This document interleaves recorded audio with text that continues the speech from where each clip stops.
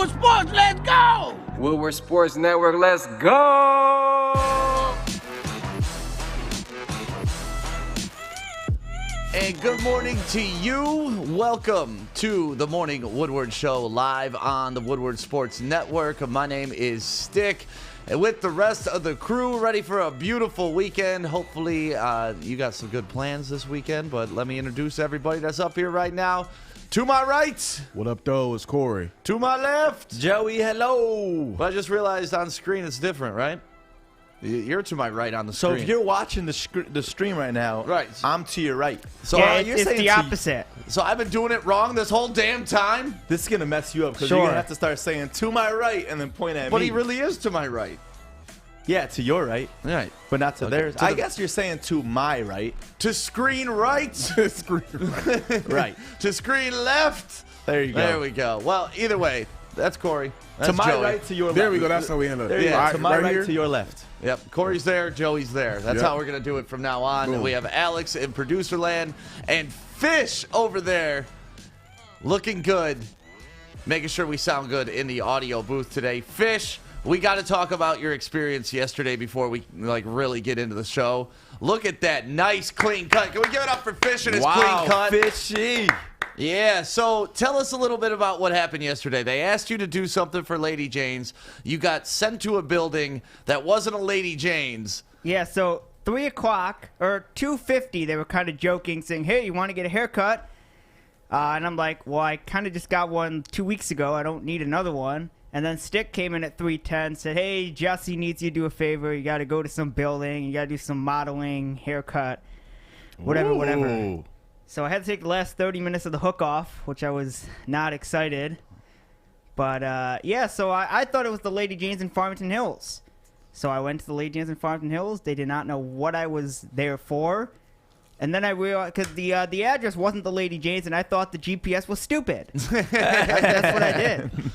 So, Fish, was this your first modeling gig? Yes. And how'd it go? Like, what? Walk us through it. They sat you down and they cut your hair in front of a bunch of chicks. Yeah. So first off, I don't know how late. I was probably 10 or 15 minutes late. I felt really bad because I didn't know where I was going. I went to I forget what the name of it. It's like some haircutting school or something. Yeah, I think it's the Paul Mitchell School. Yeah, Paul Mitchell School. There you go. Paul Mitchell School, and it was like 30 women and 2 guys in there. Attaboy. Did you get any numbers? I did not get any numbers. All right. I don't do that. You do. I do Hold up. Wait. We are both we used happily. To. Yeah. We used to. I do that. Yeah, Corey. Okay. And if I do get a number, I quickly turn it over to Corey. Yes. Like, that's the rules. Yes. Okay. Well, good job, So, Fish. yeah, I sat in a chair. Victoria cut my hair, did a good job. And that was about it. I mean, she just explained how to cut hair. She said what she's doing, how she's blending it, how she's mixing it, why she's doing this, why she's doing that. It was cool. Nice. So Fish and 30 chicks, man. What an amazing experience. I wish we had. Next time, we got to send a cameraman with you to take all the pictures. All right, buddy? Okay. But you're looking good for the weekend. It's a big weekend, too, isn't it, Fish? It is a big weekend. Another fun, exciting weekend. Yep, and that's what you look forward to every single day. So we're here. It's the weekend, Fish. Finally. And thank you to everybody that's watching us right now on all of our social media platforms and commenting. Happy Friday to you. And you know what? We can't forget to acknowledge Corey got cleaned up yesterday, too. Oh, man. It's all about this. I always stay cleaned up. Looking good, though, Corey. Looking good. Thank you. Corey posted on his Instagram story about him kind of doing a little preview underneath his hat, and I was like, please keep that damn hat on because he was looking rough. And then I screenshot that and sent it to Moose, and Moose hit me up at 8 o'clock like, come in. Moose is the legend, that's for sure. I saw a bunch of people on your Facebook page commenting about Moose. Oh, we've been going to, I've been going to him for like about 12 years. A couple of my friends are going a little bit longer, the consistency.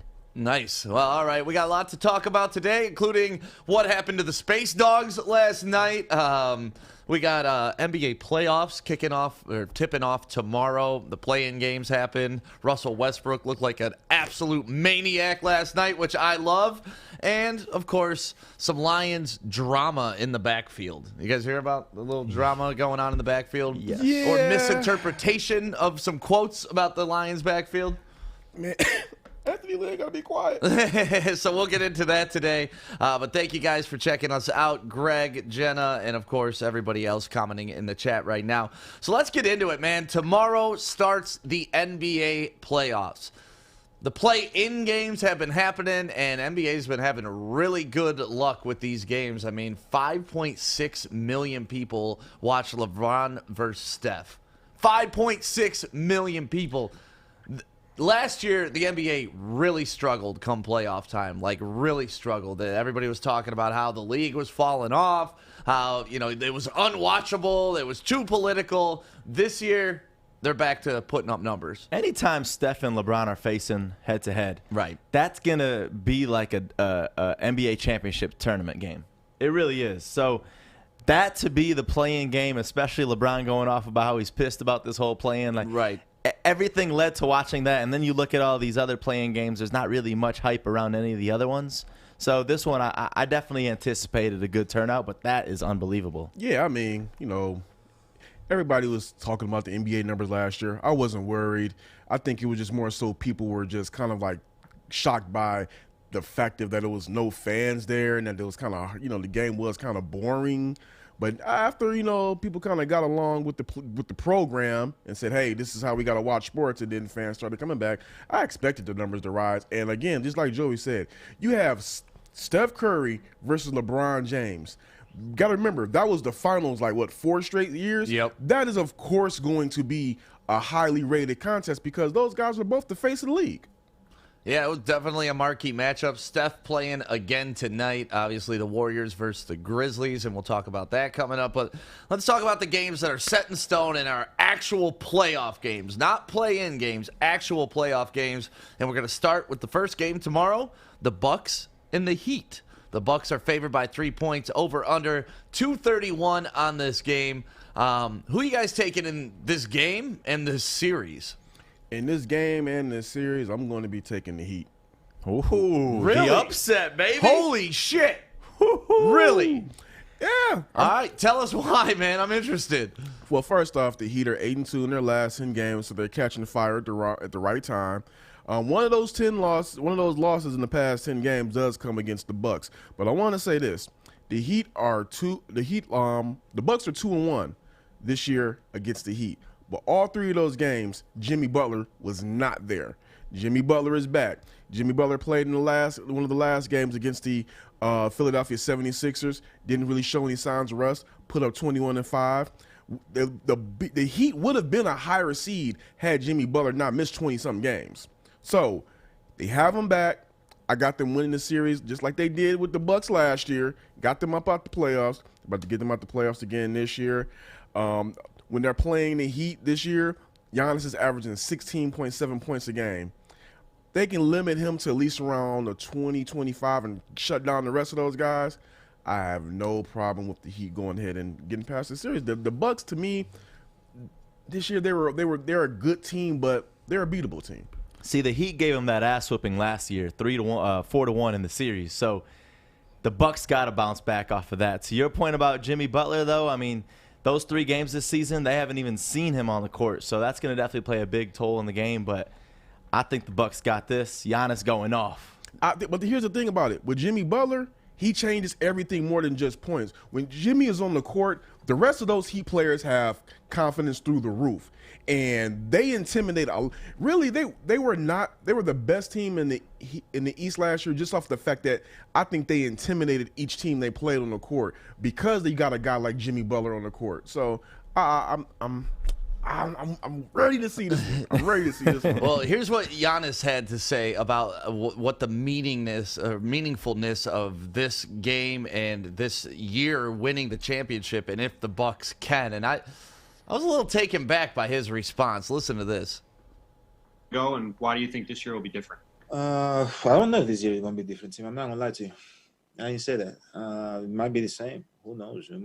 We'll see. The results going to talk for themselves at the end. But at the end of the day, is that don't get too high, don't get too low. I feel like last year, probably because of the bubble, wasn't able to get away from basketball, like losing the game and just going to the hotel and seeing the players that just beat you. You got too low. about yourself, and then you listen to the media, what the media has to say, and they say, oh, they're terrible, and you kind of take it too hard, and you're like, oh man, are we terrible? So and then when you win a game, oh, they're so great. Oh yeah, we're so great. Yeah, we're gonna win the whole thing. Don't get too high, don't get too low. Just go out there, do what you do, compete. Because at the end of the day, we're not gonna win 16 games straight, and hopefully we don't lose 4 games straight. So yeah, don't get too high, don't get too low, and just go out there, compete, have fun. Because what's the worst thing that can happen? See, I thought that was such an interesting quote from him to kick off that little 1-minute interview when they were like, how is this year going to be different? And he says, I don't know if it's going to be different. You don't want that out of your superstar, do you? Hell no, you don't want that out of your superstar. That doesn't sound like a vote of confidence at all. That's Giannis, though. Anytime Giannis talks, he's always so, soft-spoken. I get it. Not like that. Not like that. Giannis he's soft-spoken, but Giannis has always carried the edge of some sort in those interviews where he talks about he's a competitor, how he wants to win. That wasn't the Giannis I'm used to.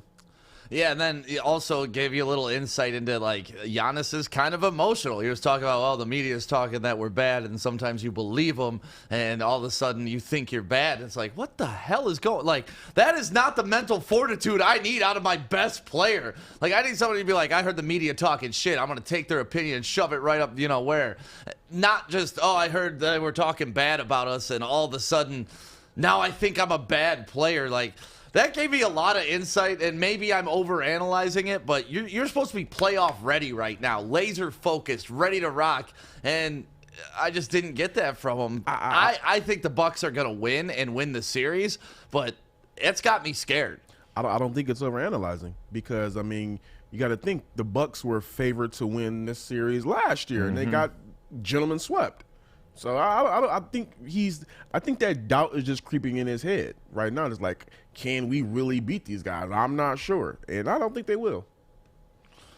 Well, you're the only one up here. You're picking the Bucks, right, Joey? Yeah, I got Bucks. Yep. And are you just talking this game or for the whole series? He says series. I'm saying series. You're saying series? I have the Heat in 6. The Heat in 6. What are you taking, Joey? I'm gonna have the Bucks in. I was gonna say the Bucks in 6 actually. I was going to say the Bucks in 5. I think the Bucks are going to show up this year. But that's why I said that scares me because that's what I have written down. That's what I was thinking.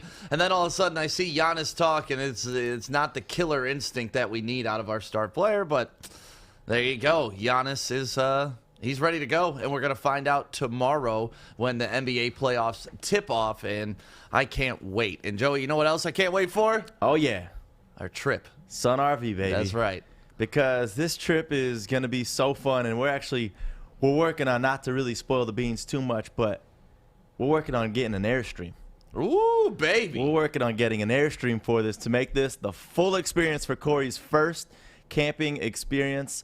And Sun RV Resorts, they have over 160 resorts across the U.S. and Canada. So right now the weather's starting to warm up. We're starting to get our plans ready for this summer. Consider going on an RV trip, get a campsite, stay at one of their mini homes, sunrvresorts.com. Check them out right now. Hey guys, I'm D-Mac. Hey guys, I'm Pilar. That was a little slow. Right. Hi, I'm D-Mac. I wasn't ready. I was doing this. Hi, I'm D-Mac. Hey, I'm Pilar. I'm Maz. You're lit. Hi, I'm D-Mac. I'm Pilar. I'm Maz. We suck. You suck. Catch us Monday to Friday, 3 to 5. Every day, right here on The Hook. On Woodward Sports Network.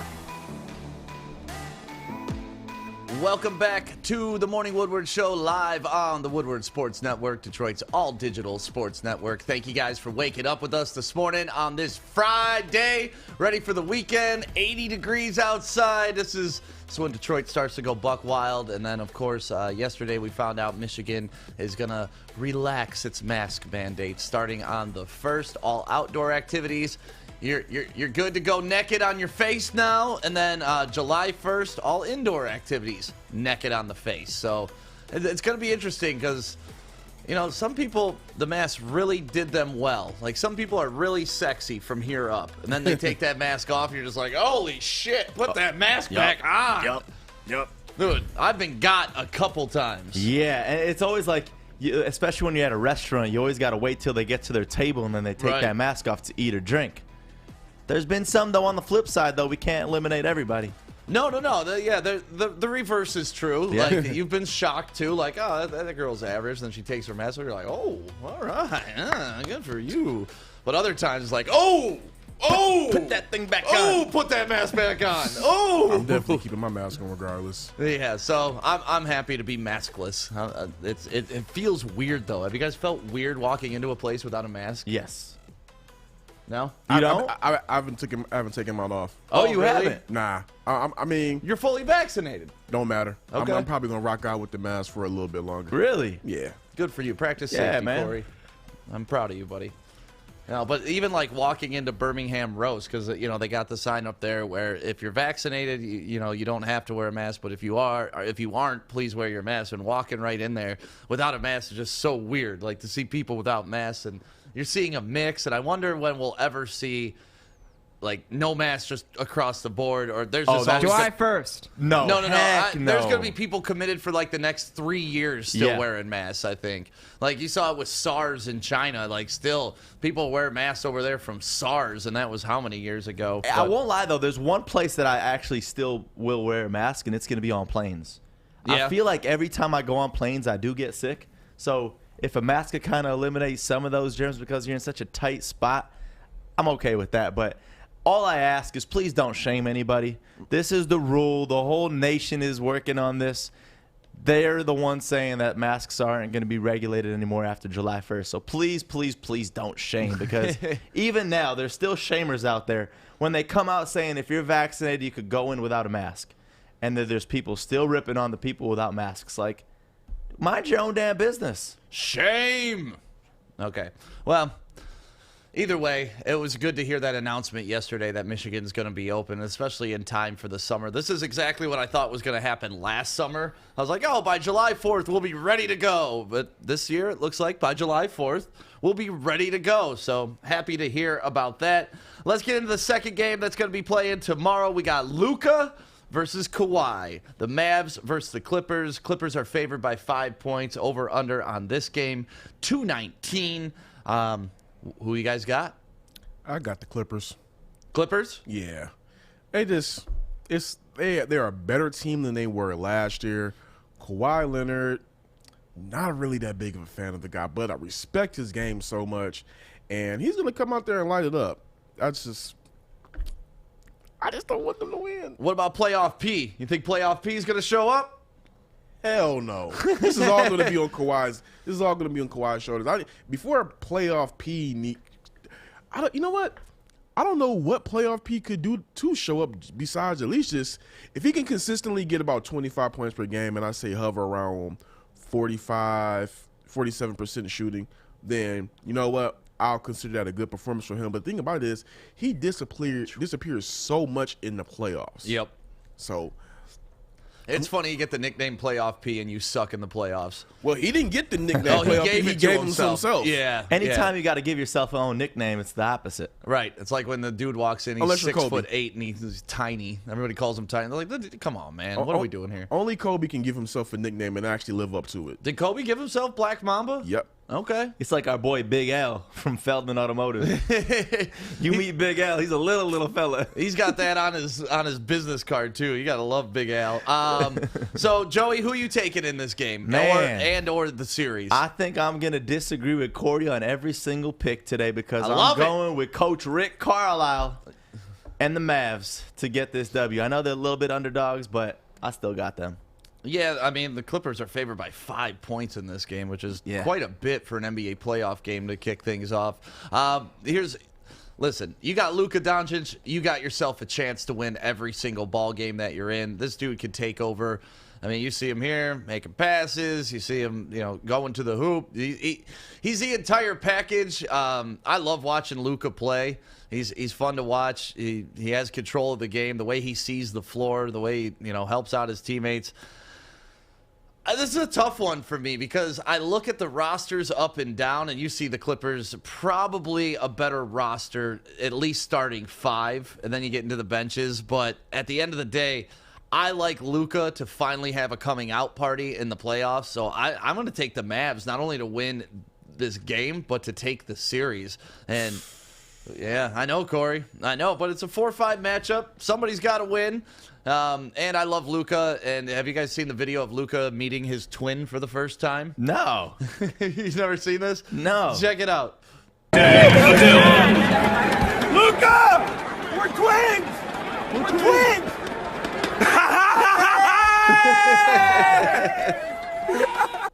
That's one of those that when you know you're Luka's twin, you got to pay that money to get that courtside seat. Right. You got to. And you got to get the same exact haircut and stand right there and talk to him. How fun would that? That's one thing I really miss about basketball having fans, because there is no more interactive sport than basketball is with their fans. Like, they're so close. So you're literally on the court. You're even oftentimes in the stands when you're going for a loose ball. So it's like you're literally sitting on fans' laps at some points of the game. Yeah. God, I can't wait for filled arenas and big shots. And, like, those.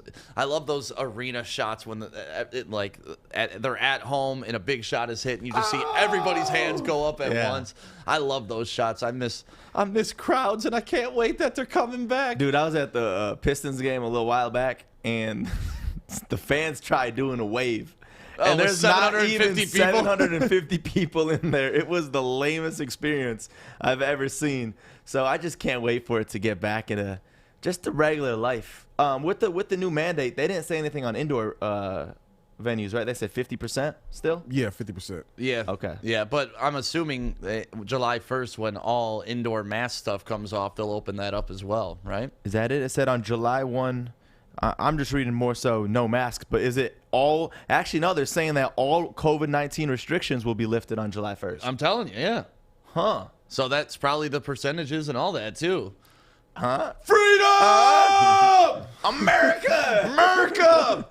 Sorry, Canada. You guys are still on lockdown. Dude, Canada is horrible, I heard, on their lockdown. Dude, all of my friends that live in Windsor are just irate with their government right now. It's like, I know friends that are bar owners and stuff like that, and they've had to turn their restaurants into food delivery places. Like, literally, hey, we're buying steaks at bulk prices. We'll pass that savings on to you and deliver it instead of cooking the steaks at the restaurant.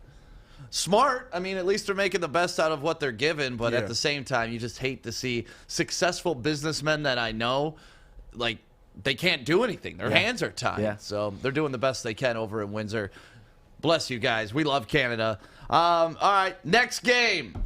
I love this. Celtics versus the Nets. I'm interested to see the Nets in the playoffs and see if they got it, because this is going to be the test, obviously. I don't think this is a test. No, Upset? not this game. I'm talking the playoffs. Corey got an upset? Playoffs? Corey got an upset? For what? The Nets and Celtics? No, I ain't that stupid now. I'll predict the upset. Picking the Celtics to beat the Nets is just ridiculous. I don't even think that. I think that Celtics will be lucky if they get one game, to be quite honest. I think they may have one game in them, and I'll probably be in Boston. But just in this first round, it's just too much. Now, the one thing that I will say is that the combo of Kyrie, That was Harden, a nice hoop, too. Kyrie, Harden, and KD, they haven't even played a whole 12 games. Right. So that's kind of interesting to see how that chemistry is going to work.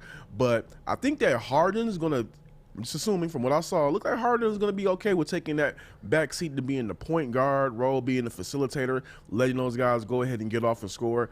I don't think that the Celtics are going to have enough to compete with them, and not having Jaylen Brown, that is going to be just so detrimental. I won't lie. If they had him, I really think they would have a fair chance. I mean, right now, looking at this series, absolutely no chance. They'd have a fair chance to win one more game. Yes. So they would win 2 games. At least compete. At least compete. If Right they now, win a game, I'll be impressed. Yeah, right now for sure. Yeah.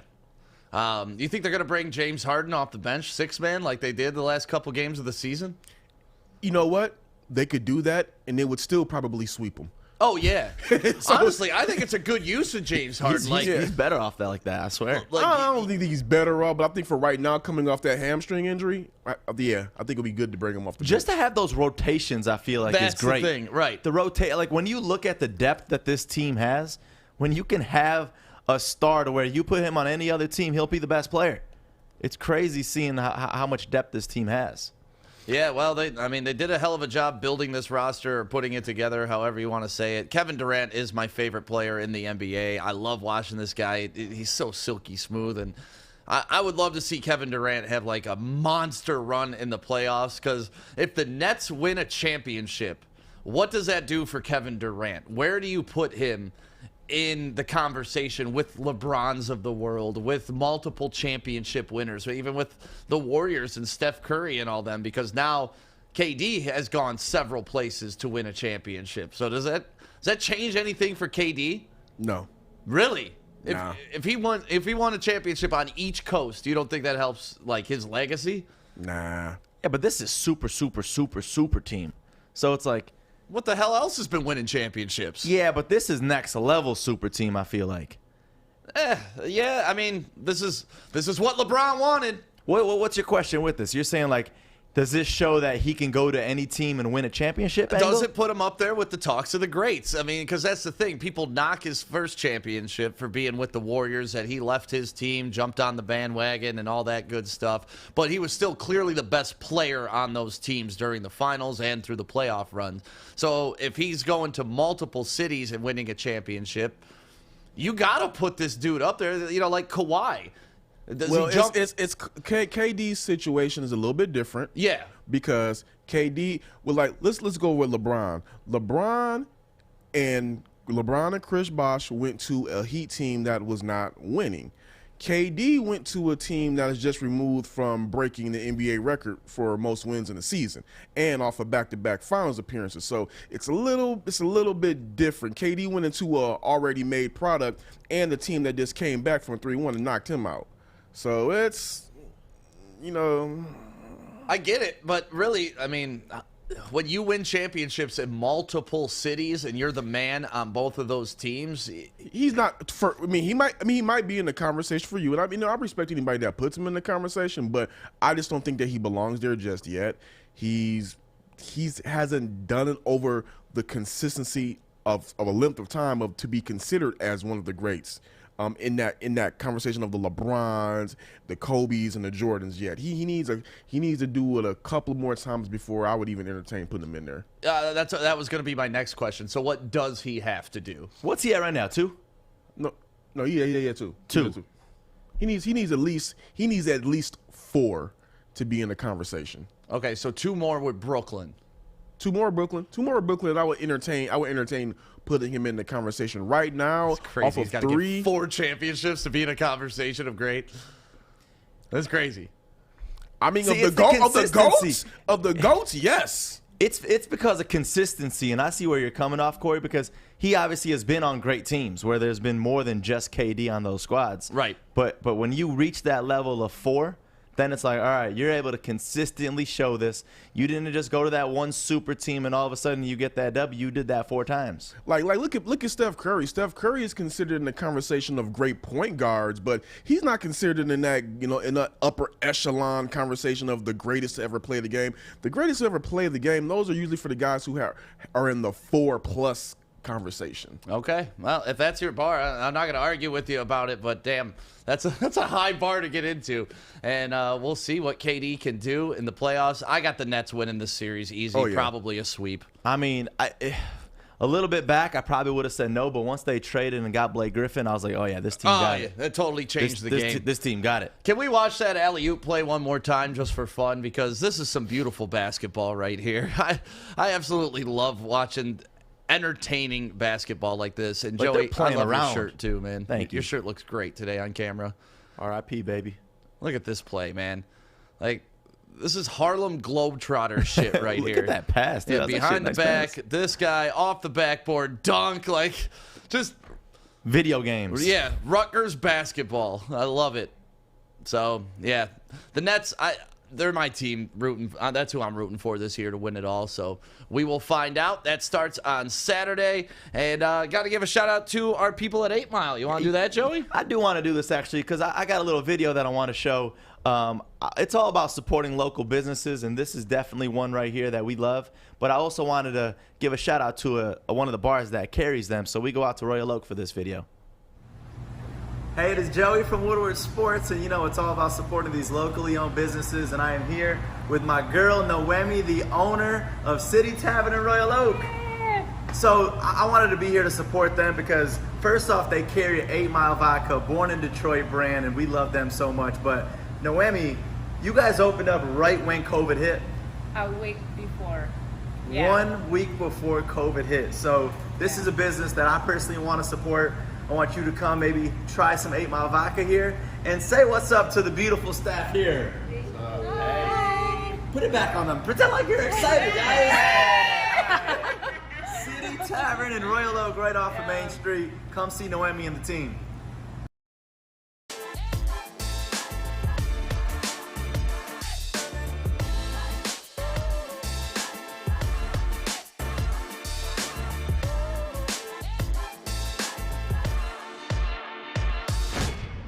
Good morning, everyone. Extra, extra, read all about it. Let's get into Joey's news. Let's go. All right, so the NBA released their NBA MVP finalists. And how the heck is Chris Paul not on this list? We got Steph Curry, we got Joel Embiid, and we got Nikola Jokic. Yeah. Cool thing about Embiid being in it is he's the first time they have an MVP in the top 3 since Allen Iverson won it back in the day. Oh, for the Sixers? Yeah, for the Sixers. Embiid's not going to win it, though, because he took off half the season. Steph Curry, God, that's a tough conversation, It is. man. I would say between Nikola and Steph, for sure. I really don't think Embiid deserves to be in the conversation. I think CP3 should have been up there. Yes. 100% agree. I think Harden, too. I mean, Harden's with the Avengers, so I'm not with that. But I'm not talking about what he's had impact on the Nets. I'm talking about what his absence meant for the Rockets. Honestly, that plays a role. But I mean, you look at CP3, what he brought to this team has been through the roof. Yeah, but I think we'll put what catapulted Steph up in there is he's playing with a bunch of misfits, and they're right now could potentially, depends on what happens next, but they could potentially be the 8th seed. And if they get that off of what he's done, he literally had to go win the scoring title for them to even get to the playoffs. yeah. If we're a prisoner of the moment this last month, it's Steph Curry. Run away with it. Yes. Like let's not even have this conversation. Even though we can't beat LeBron, I agree. But I honestly, my vote would go to James Harden because like MVP is supposed to be, if you took this guy off the team, what would the team look like? They took that guy off the team, and we saw what they looked like. Like, the Rockets went from being a perennial playoff contender, or at least talked about like they could actually make some noise, to last place in the entire league. Awful. And Tim Tebow, speaking of awful, signed that 1-year deal with the Jaguars. Yeah, and Tim Tebow! Just look at him returning to the field. Ow! Dude's a big boy. Ow! Dude is a big boy looking like a mini Gronk right here in this pic. How dare you? How dare you? What do you mean? He's going to be better than Gronk in the NFL. Watch. Look at this. He's like, oh, shit, you're Tim Tebow? I remember watching you when I was 3 years old. Dude, how crazy is that for real? Tebow is a beast, though. Look at that guy's forearms. Man, shout out to paying them ties. You know, Corey, you keep coming at Tebow for having ties and having friends. And then I see you post on your Facebook about, hey, my fraternity hooks me up. Yeah, that's the point. Hey, I'm not hating Tim Tebow. I'm good. not hating on Tim Tebow for walking in that door that he almost opened for him. That's right. I've never hated on him for that. I just said he's not good enough to be in the league, which he isn't. We'll see. You don't know that yet. He's good enough to sign a 1-year contract. You don't know that yet, Corey. And because he has good friends, which I said. He just doesn't belong in the league. It's all about who and you know. because he was willing to switch positions. And because After a decade, he swallowed his pride. After a decade, I'm going to swallow my pride and finally play the tight end, which they wanted you to do to begin with, you big idiot. Dude's about to come out balling. Could have been making tight end money, but no, I was meant to play quarterback. He was. He was a national champion. He won a playoff. He's got more playoff wins at quarterback say than that. Stafford. Okay, yeah, he does. Who was meant to play quarterback? Stafford or Tebow? Tebow. Who played quarterback in the league longer? It don't matter. Don't matter. He did it in less time. That's even more impressive. He got his playoff win in less time. Corey, what are you going to do? He comes out week 1 balling out. Dude, yeah, 2 God. touchdowns, Well, if he 115 yards. If he balls out, then hey, he earned his keep. I'm on Tim Tebow. Then he will have proved me wrong. It's no shame in being wrong. But if we're gonna just go off of what he hasn't done, 9 years not in the league, and then he walks into an NFL team, it's not likely he makes the roster. But if he does, that means hey, more power to you. My mind will be blown if he turns into an elite tight end. Like just blown. I mean, it's crazy when you think about it because I'm not saying it's easy to become a good tight end, but like he's got the figure. I mean, if he's been working out and he's got the wheels or whatever it might be to be able to block or whatever it is, the dude could be a threat. Listen, look at Logan Thomas last year, what they did with him in Washington. Dude came into the league as a quarterback. They turned him into a tight end. Ended up being a top 10 tight end last year. I don't know. And Logan top 15 Thomas, at least, maybe. Logan Thomas Tebow? isn't 10 years removed from the league, so that it's going to be interesting. But Tebow has Jesus on his side, so anything is possible. Another Anything man is possible. Another man who had Jesus by his side is Paul Byron in this NHL playoff hockey game, scoring a shorthanded goal on his knees late in the third to give Montreal a win in Game 1 over the Toronto Maple Leafs. Watch this. Power play, and it's Matthews in. Drops through Thornton, checked on the play, and turned back by Armia with speed. Paul Byron gets there, done, scored. What a brilliant goal by Paul Byron, short. Wow. Beauty right there. 7 minutes left, tie game. That right there, the winning goal.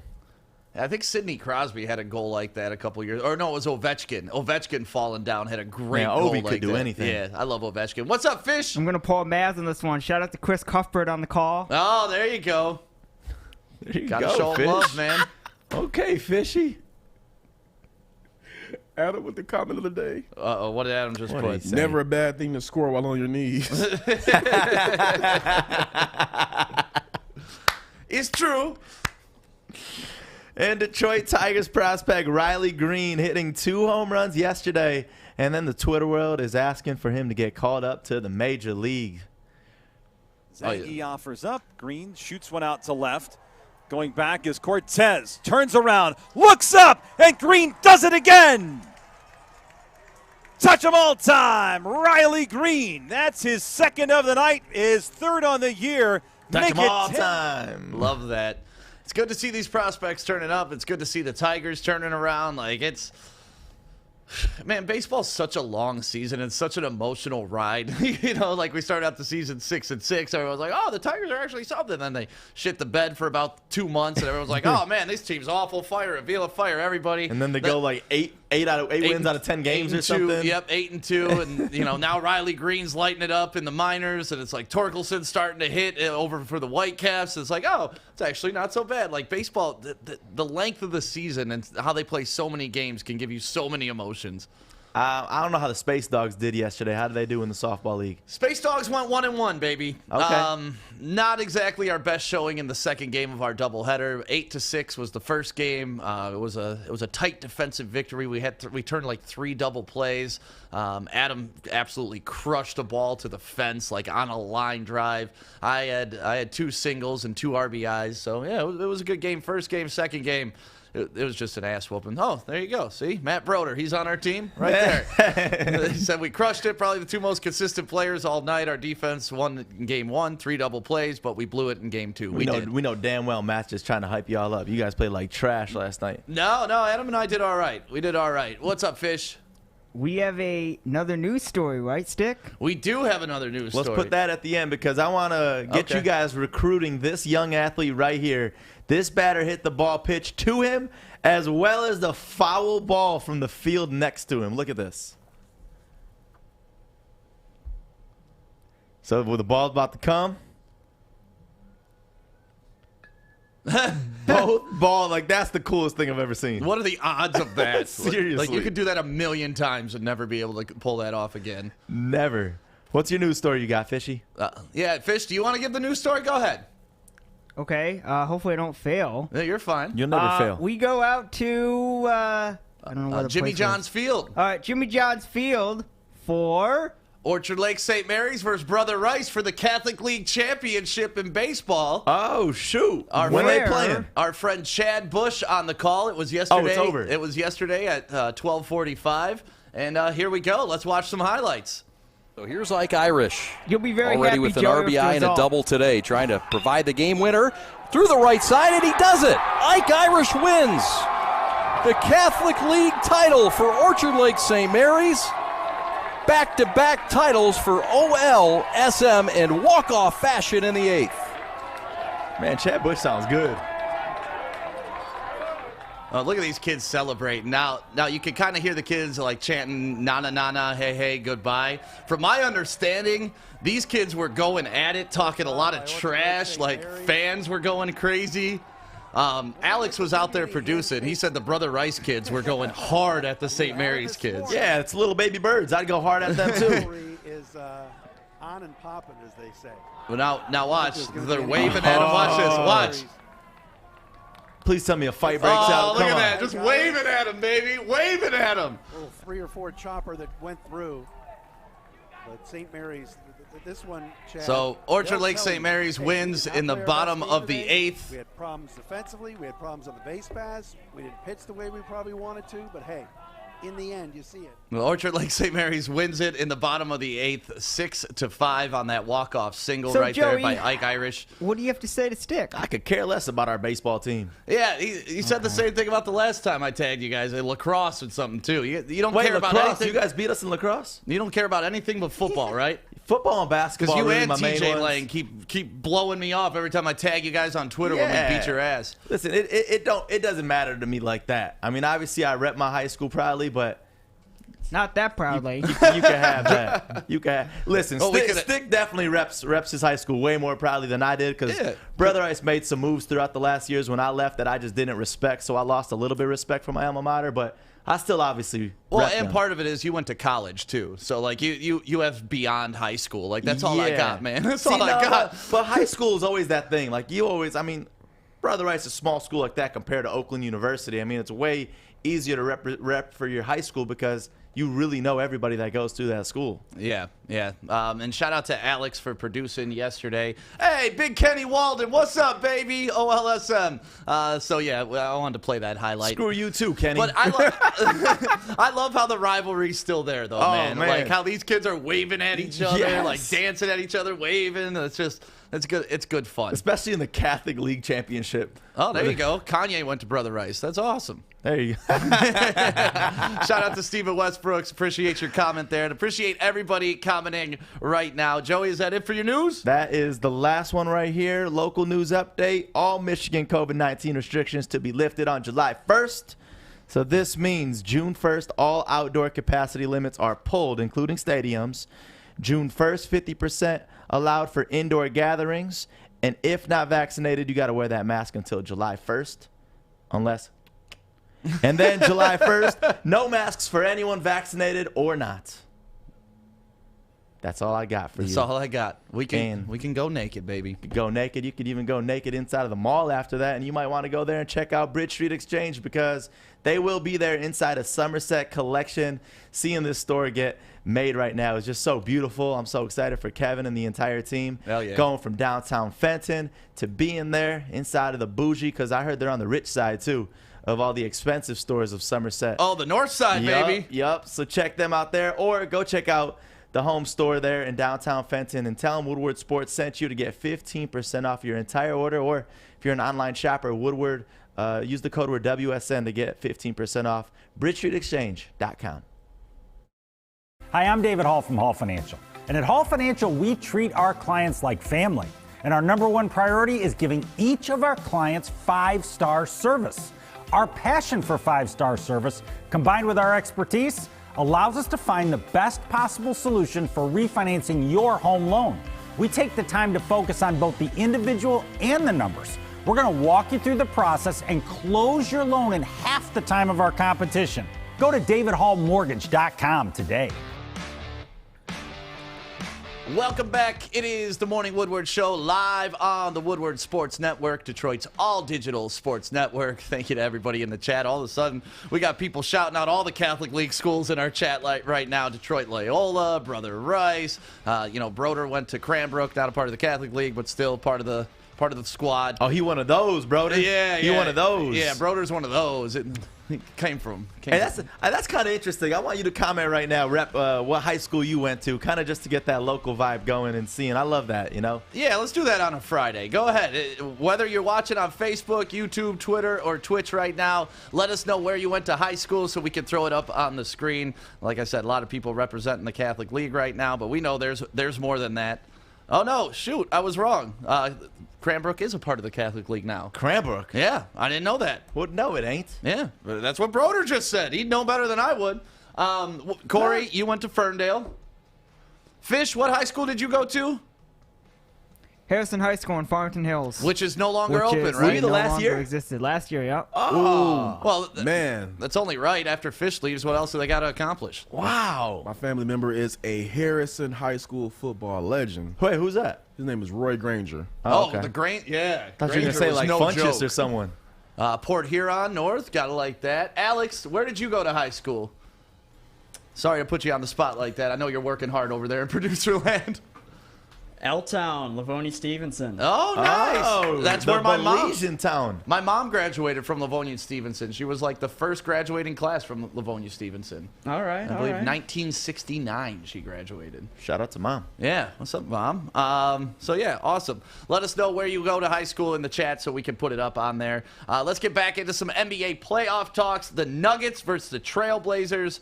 Trailblazers are underdogs by 2 points, which I think is a very generous spread. Yeah. Because I think the Nuggets are a damn good team. Who do you guys got in this tournament? Or in the tournament? Who do you guys got in this series and in this game? In this game, I have the Trailblazers. Okay. In the series, I have the Nuggets. I think that Dame Lillard is going to come out, and he's going to have just one of the – he's going to have a Dame Lillard type game. I just said Dame Lillard time. He's going to have a Dame Lillard game just off the fact that Steph was an MVP finalist and he wasn't last year. Right. He's gonna feel some kind of way about that. So I expect him to come out and ball out just like he always does. But the Joker, man, this is his year. I think that the Nuggets are not going to win any titles or anything like that, but you think the Joker is the MVP of the league. I think that the Nuggets are going to go out there and wipe the floor with them the rest of the series. I think they're going to lose tonight, and they're going to win the next 4. They've been looking kind of shaky this month. They've taken some L's that I was not expecting. They just lost their last game to the Trailblazers. So, are they saying that Will Barton and PJ going to be out this game? Like I heard in the beginning of the series, I haven't got an update on that, but yeah, I don't have a specific update on that. I'm just still thinking like they can get caught off the fact that Jamal Murray's not going to be there. So losing a guy like that, you're open to really whatever. And Portland does have a good team, but I still think that the Joker is the guy. He can get them through it. And he's got the best nickname in basketball right now, the Dad Bod God. Like, that is the best nickname in basketball by far. To me, it's always an interesting matchup, and you always have a chance when Dame Lillard is on the floor. So I like the Nuggets. I think they're a much better team. I think they will cover the spread, though, only 2.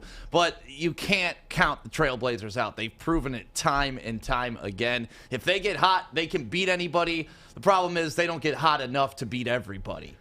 And, they may win a series. They flame out. Right. They flame out quickly. Like you just said, they'll win. They'll have that upset first round. Yep. Then after that, it's just kind of like. It's tough to keep that. I mean, the law of averages is the law of averages for a reason. Like Dame Lillard can shoot the lights out. But if he does it for a series, most likely not going to carry over to the next 2 weeks. And that's what's happened to them in the past in the playoffs. The averages law applies to everyone but Steph Curry, though. Yes. Steph breaks every single rule. This is actually going to be, I think, the only upset that I have. I'm going to go with the Trailblazers pulling this one off because Nuggets got a couple injuries that I feel like are definitely going to hurt them. But I don't see the Trailblazers going on past this series. But this one I think they got.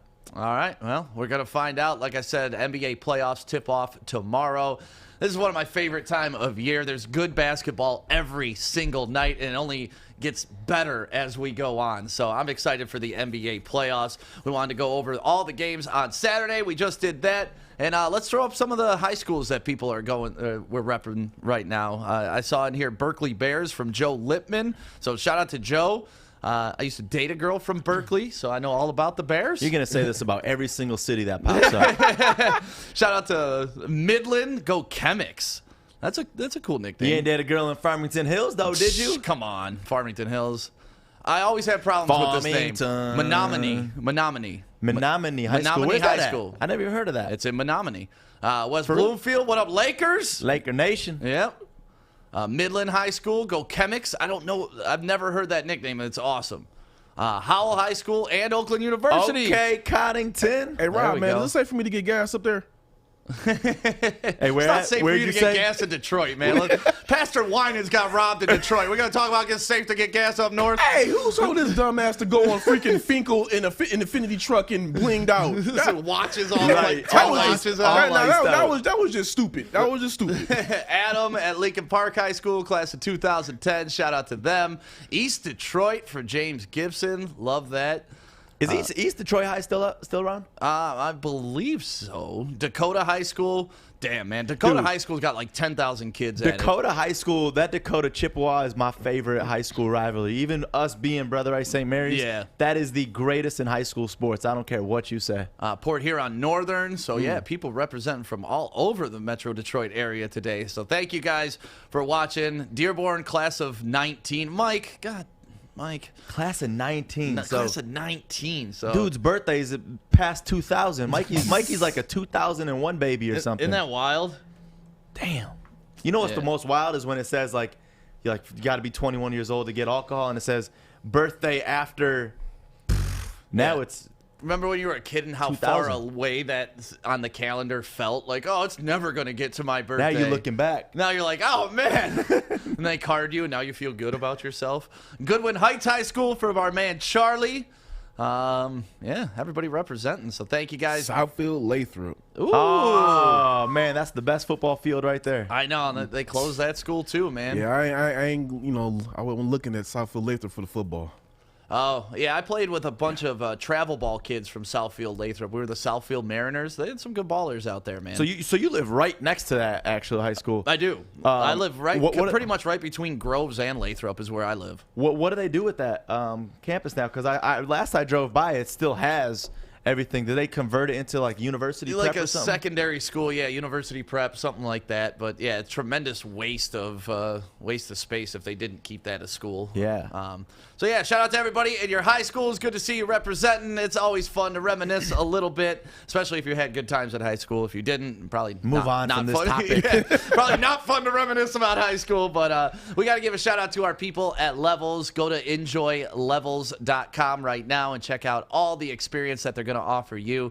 The best dispensaries that are going to be all around Michigan, and we get to help them with their grand opening happening next month. And you're going to want to see what we bring to our people in Centerline, because we're going to bring some artists. There's going to be some huge giveaways. You're going to want to be a part of this party, so make sure you're watching us for all the details. Levels, enjoylevels.com, or follow them on Instagram at enjoylevels. We are here, downtown Fenton, my favorite Bridge Street Exchange. That's right. And you want to switch up your wardrobe this summer? It's this easy. You ready, Joey? I'm ready. All right, you ready? I like it. You want to do it again? Yeah, let's do it again. All right. Ooh, Brixton. Nice. One more time? Yes. Ooh, I like the hat on this one, too. You ready to do it one more time, Joey? I'm getting tired. One last one. All right, let's change it. Bro, where's your shirt? You need new clothes this summer. Bridge Street Exchange in Fenton. That's where you need to go. Thank you, guys. The Friday bounce right here. I love this beat. Thank you to DJ Stevie Beats for providing us with non-licensed beats so Facebook won't shut us down. Appreciate I love that. That's the cue every time. Yeah. Like, it's not just thank you for the beats, it's thank you so we don't get screwed over. Hey, we can't play no real music, or else we'd be turning up This is on real this. music? What the hell are you talking about? I'm talking about Don't like disrespect actual, like, Stevie Beats. Nah, I love his music. I didn't say that. I'm just saying Look, real Joey's music. as trying far to as- come out from a cut with Justin Bieber playing, so you have to understand. Right. It's frustrating. Lonely. That song's a jam. I don't give a shit what you say. Welcome, Adam. What up, guys? How you doing, man? I'm good, man. I'm good. I'm a little frustrated. Last night we had to split, but it's okay. It's Yeah. all good. Yeah. Did good in bets. We went 3-2 last night, so Yeah. back on positive. Although I think 3-2 sucks. My shoulder's gone, dude. Dude, I had to make some plays yesterday night, like on the run at shortstop. Dude, I was throwing out my arm. I didn't give a shit. Yep. Yeah, we put Adam at shortstop last night. The first game he played third, but they wanted to put him there for some more range at shortstop, and you played the position well, man. Yeah. I feel like That's why I Adam's played that in high dude school. that doesn't stretch or anything. He just goes out there thinking he's 19 again. Dude, That's what I was telling Adam because, you know, it's Adam, all downhill from here for me, man. Adam's 27. I'm 39. And Adam's like complaining about his shoulder. I'm like, dude, tack another 12 years onto this. Yeah. I told him, I'm like, you're going to be 40, damn near 40. You're going to think back and be like, man, stick wasn't that bad. But, yeah, it was a good game last Still night, got man. the cannon, but not. Just there's consequences now to throwing the ball that hard. Right, you get like 5 good throws, and then that's it for the night. But no, Adam was hitting rockets last night, the first game. Opposite field, baby. Opposite field power. So, yeah, we got... Next week, I'm going to record at bats, and I'm going to like Hell put yeah. together a highlight reel for That'd be us. fun. Yeah, because I feel like I'm missing out on that, but Adam will tell you, I don't ever leave the field. As soon as I'm done playing first, I go coach third, and then I never leave the field. So Oh, you got a coach out here in softball. yeah, Yeah, first and third base coaches. yeah, Even in softball, they do that. of course you got to know if you hit the ball. It's you the got to know. funnest thing. It's the funnest thing, especially when you're wrong. You get shit Right. for it. I told you don't go. Oh yeah, well that happened twice to us last night. We gave away 2 outs running the bases stupidly. Harrison. Explain the whole point of that in like a softball league, having that first and third coach. Well, you have to be the eyes for the runner. So if the runner is rounding third base, he can't see what's happening in the outfield. So it's on you to say, hey, you're going or you're stopping. That's Yep. all. So they don't have to look behind them and see where the ball is. And Yeah, it's because just- then they're going to lose momentum and speed. the so. minute you round first, you're picking up your third base coach to tell But you these what guys to do. get it wrong, Joey, like a majority of the time. That's what Because I'm like saying. I was It's like- rounding third to score, up easy, up easy. I turn around, the ball's coming in. I have to start running again. Like easy my ass. Like as professional athletes, you understand, like, all right, this is his job to be that coach, so he knows the speed of that batter and Yep. that runner and Yep. everything. And you got to know the arm strength of the outfielders to know if they can make that throw. If they not, am I going to challenge this guy? Right. Are we looking for a lot of runs this inning? do we have the next batter coming up who can swing the bat, so we're not going to risk getting You don't know that somebody in thrown out? softball. That's why Yeah, I think you it's do. Yeah, you pointless. do. You You don't should know know. that. If No, you're you paying should know. attention, What are do. you scouting the entire team to know every single You're player? scouting your own team at This is least. the 3rd year I played in this league, so you're familiar with the players that you're playing against and stuff like that. Yeah, like last Someone night walks we up, knew. you know, like he's a This is hitter, back up. Joey, this is my first year. Like every guy on the opposing team, whenever they get on base, will like, look, this is your first time playing in this league. Like, Yeah. who do you know? Why are you playing here? Yeah, like even Did you last play night- ball in high school and college? Yeah, it's fun. Like the first time I ever subbed for them, I hit a ball and the kid's like, "Are you Sam Day? I used to play travel ball with you 20 years ago." It's like, Come oh, on. yeah, and it's fun. That's awesome. So yeah, enough about the Space Dogs. We split last night. It's okay. Adam, how'd you do with your bets last night? You said 3-2 3 and last 2. night. 3-2 last night. Super unlucky with one of our games. The Pirates ended up beating the Braves in extra innings. Unfortunate. Braves blew it. They should have won the game. Having said that, we're gonna move past it. We're gonna absolutely crush it tonight. I'm feeling really good about this ticket. I'm gonna start with the Warriors on the money line. No chance John Morant's carrying that team more than Steph Curry is. I gotta go with the Warriors here. It's the smart play, and honestly, if you're gonna bet it individually, I'd take the Warriors on the spread. But if you're gonna put it in a parlay, I would definitely just do the money line just to give yourself a little bonus. And then we'll move into playoff hockey. It doesn't get any better than that. I'll go with the over at 5.5. Honestly, expect Edmonton to probably get 4 or 5 goals tonight. Connor McDavid, Leon Draisaitl, they got to get out of this slump, this playoff slump that they've been in. I think I'm expecting at least a minimum 3 points each tonight. So expect a lot of goals in that game. And I'll take the Royals to freaking bring down the Tigers back to reality. How they're 8-2 over their last 10 games makes me so happy and miserable at the same time. I wish I could explain it. Having said that, we're going to take the Royals, and honestly, it's a super friendly line because majority of the games the Tigers are going to be underdogs. So when you can get them around 130 to minus 160 on the opposing team, you got to take it. Then I'll take the Dodgers on the money line at -150 against a very hot Giants team. But Albert Pujols hit his first home run last night for the Dodgers. Expect the bats to come out swinging again against San Francisco. I'm digging it. And my underdog of the night has got to be the Los Angeles Angels. Ohtani, back in the lineup, baby. This guy is absolutely unreal. He is everything I thought I was growing up as a kid. I will take the Angels at +100.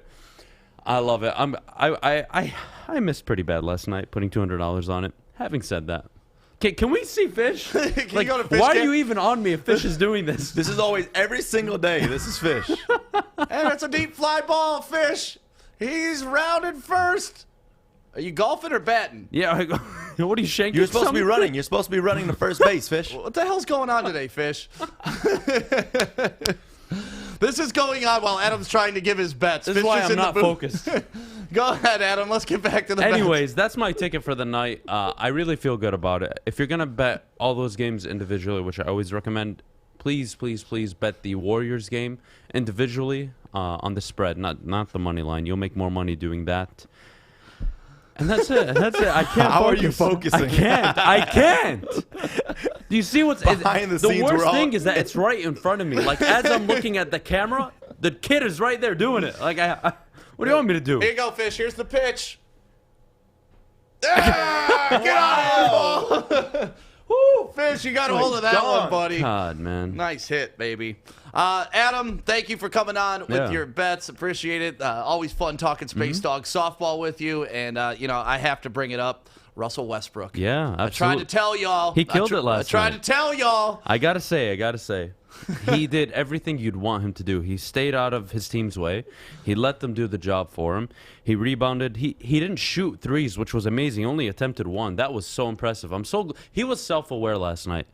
If he was that self-aware, then maybe they wouldn't be in a playing game for the last month. Having said that, I got to give him props. He played a really good game last night. The team, honestly, in general, played well. They came out in the third quarter and just absolutely went off. Granted, Bradley Beal scored 16 points and did carry the team, but we're not going to go there. Having said that, I'm so excited to see the greatest player of all time go into this series against the #1 seed. The best player I've ever seen play, the most complete player. Russell Westbrook is absolutely going to go out and get a gentleman's sweep by the Sixers. God, like it's poetic what's going to happen, like how we rave about this player, but it's all good.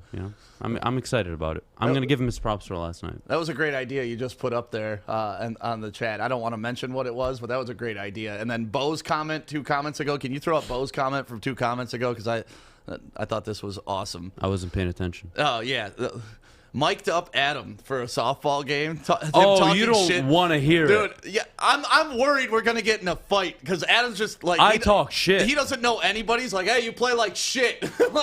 Yeah. Like, literally. Like, you guys been playing each other for a couple years, so you got that chemistry with the rest of the teams, man, but Adam just comes out Adam here. just goes in, hey, man, I'll you talk run like shit my to mom. anybody, whether it's the best... Yeah, literally. The other day, I'm like... Not the other day. Last night. Last night. I'm like, man, you run like my mom. And these kids turn around, and Like, of course, what the I fuck? get the situation. It's like, no, his mom was an Olympian. Don't worry. I'm the one that has to debt Adam talking shit Dude. all the time. So the pitcher on the opposing team last night was like, a little stocky fat guy. Obviously, he didn't have wheels, but he hit like one of the most frustrating ground balls because I had to run for it. It didn't come to me. He totally mishit it. So I'm sprinting to the ball. I scoop it, and I toss him out at first to stick. I'm like, get that shit out of here. You're not fucking out running that ball. Honestly, it don't matter what league it is, you got to talk shit. You have to. Adam just runs, but not even the teams we're playing. He's heckling teams that are playing before us. That's part of the game. Hey, man. Hey, I'm always can down talk to that throw, shit. but not for no reason. And Adam's gonna give me a reason sooner or later. But make sure if you want Adam's bets, you go to mybookie.com. That is where you can place all these bets and find all those fantastic lines. Just go to mybookie.com. Enter promo code Woodward10 for a free $10 account. No deposit required. We'll just give you a free $10 to put into mybookie.com. Go do it this morning. Playoff basketball starting this weekend. Get in on the action. Make the games more exciting. And that's what betting does for me. It can do it for you too. Go to mybookie.com. Please gamble responsibly. Make sure you enter promo code Woodward10. Yes, sir. I'm looking to bring on another HVAC tech right now. We're recruiting 5 to 10 techs a month. We're looking to grow and expand. Every new tech we hire is from Northwestern Tech. The hands-on training is fantastic. They're always my first call. We love hiring Northwestern Tech grads. They come out trained and ready to work. Our program is only 10.5 months, and our next classes are starting soon. So why wait? I'm looking to hire Hire a graduate of Northwestern Tech. Northwestern Tech. Northwestern Tech. Northwestern Tech.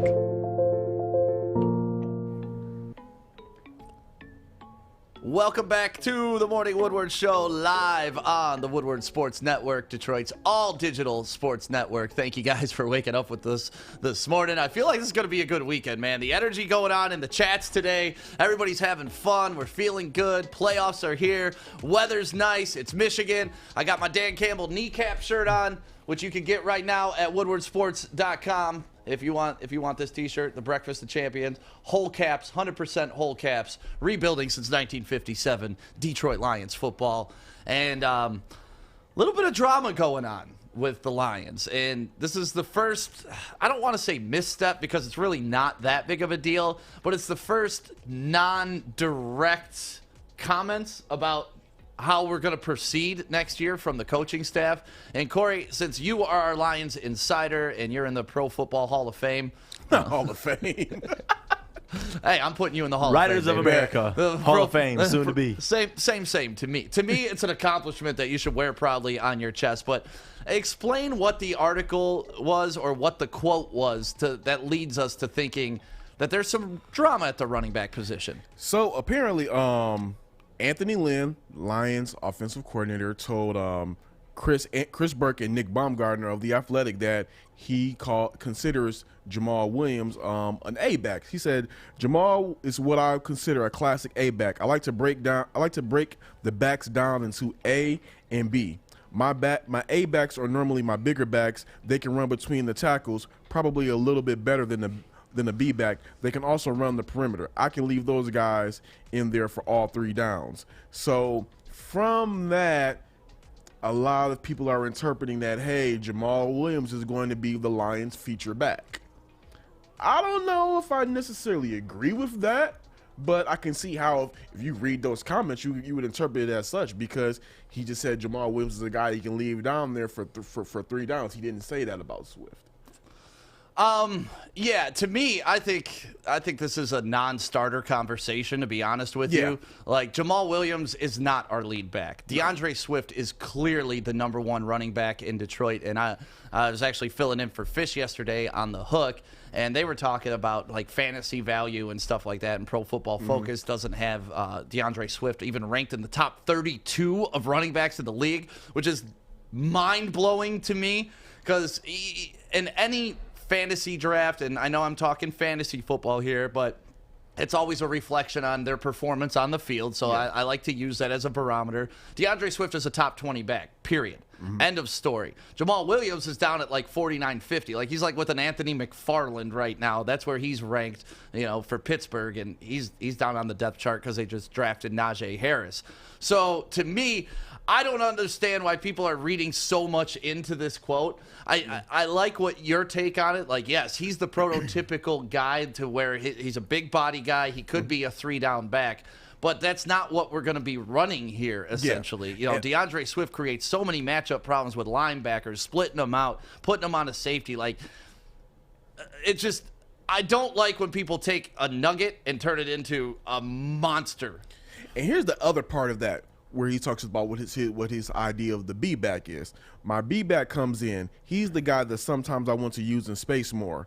He's my speed and space guy. I feel like Jamal would be an outstanding A-back. I like his energy. I like his pad level and the way he runs the football between the tackles. So from what I'm reading between that, they're gonna have a running back committee. I think that Swift will be the guy that's going to pop things off, but you might, in those, when you got to get those must-need yards, you're on that 3-and-3, that 3-and-2, you might see Jamal Williams come in and get those hard yards, get those yards that's on the goal line. That's where that's how I'm kind of interpreting it. But if you also look at Anthony Lynn, I'm not going to tell him how to, run an offense when it comes to in the aspect of rushing. Everywhere he's been, they've had top rushing, as an offensive coordinator, they've had great rushing attacks. So he knows what he's doing when it comes to running the football.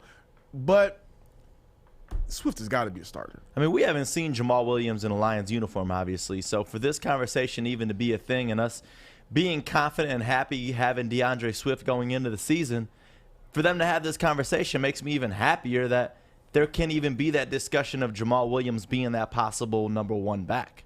So that's how I look at it. Yeah, it's a net positive for the Lions. Yeah. If you're having this conversation, but I always like to lean back to the old quote: if you have two, you don't have one. And that's the one thing I fear is that they're going to convolute what we're doing here. And this is why I was saying when we first kicked off this topic that this is the only time I haven't been clear on exactly what they want to do and how they want to execute it. But Jamal Williams, I'm rooting for Jamal Williams. Yeah. He's one of my favorite people in the NFL. The interview we did with him, which is up on our YouTube page if you want to watch it, one of the best interviews I've ever been a part of in my entire life. That guy's energy, his tenacity, his love for the game, and his just love for life. You got to love the guy, period. But if DeAndre Swift isn't our lead back, that was a horrible draft pick last year. And I don't see that being a horrible draft pick last year because we tweeted out a stat a couple weeks ago that whenever DeAndre Swift got over 17 carries, he was putting up numbers equal to Derrick Henry. Mm-hmm. So what are we doing? Here's my thing. I think that Anthony Lynn is honestly just giving Jamal Williams some flowers. Right now, the Lions are trying to install a new culture. Everybody right there is all new parts. To set this tone, to set this culture, you want guys to come in there motivated. You want them to come in ready. Why in the world would you not want Jamal Williams to come in there with all the confidence in the world? Now, like you said, we've interviewed him. I think confidence is the one thing he doesn't lack. He knows he's coming in, to mess stuff up in a good way. But I think, Anthony Lynn was just giving his guys flowers, giving him a nice rub, and that's really just about it. Much to do about nothing? Much to do about nothing. All right. I mean, I'm going to trust your opinion on that since you are in the Hall of Fame and the Lions Insider. Much to do about nothing, though. Another thing I liked about the Lions is their talk about defense. And remember last year how we just would not put pressure on the quarterback, at all. At all. This year, the quote is, I don't care if we have to send 3, 4, 5, or 6. We got to get to the quarterback. And I love that mentality out of our defense. And running a 3-4 defense gives us that luxury. That's what I love about a 3-4 defense is you got 4 linebackers, 3 down defensive linemen, and you don't know where that 4th rusher is coming from or if he's coming at all. And you don't know if it's going to be 5 or 6 because it messes with the offensive line. They don't know who to key on, and I like that we're going to be more aggressive on defense this year because whatever we did last year didn't work. I do want to bring up something I just from yesterday that talks about with the defense. Todd Wash, the Lions defensive line coach, he was speaking to the media yesterday, and one thing that he said about that 3-4, he said about Trey Flowers. Justin Rogers asked him about what kind of packages and things they're going to run with Trey, where it's going to be his role in the offense. And Wash said that they're going to be running a 3-4 base system, which we talked about. Yep. But as far as Trey Flowers, when they're running that 3-4, he's going to go to outside linebacker, and then when they go into their sub packages, he'll go back to being DN. So I thought that was really interesting to see how that's going to be for him upcoming this season. Yeah, I love all this change, man, because it's change that we needed and it's change that I think we all wanted. And the fact that we're discussing which one of these two guys is going to be our lead back, like you said, this is a good problem to have. It is. I mean, especially you look at the new defense we're going to be running.